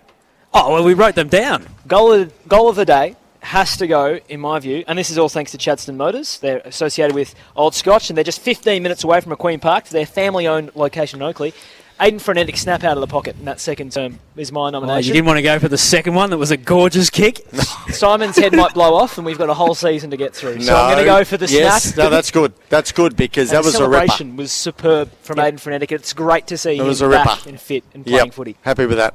Mark of the day, Joey. That's all thanks to McQueen Financial Group. I quite like Charlie Cormack going back with a flight in the second term. He had a super first half, the intercept defender. He did. He was one of my locks for the Big V team. I'm going to agree with you. Yeah, why not? Yeah. So Old Scotch all You'll never over. get Simon at this time of the evening to disagree with you. No, correct, because I can't remember what just took place. I don't think for 3 hours. He's watching the limousines. I don't think Simon can remember his own name, to be honest, at this point of the evening. Hey, next week, University Blacks and St Bernard's, the SEN match of the day. Is it? From the Is it University really? Oval. Oh, well, St Bernard's have got to camp out at Melbourne Uni because the fixture has fair dinkum gone right against them. So the scheduler has put us out there, has he? That's a chance for the Minestrone Are you to go free? right off. No, I'm there. You'll be there, will yes, you? I like going out there. All I right. like that ground. Study up on the blokes in black, gold and blue, will you? Right, yeah, well, because they'll be winning. I The think sandy Joey footy can jumpers. send you a few notes for that I'll one. ring you from Adelaide and say, you're going well, member.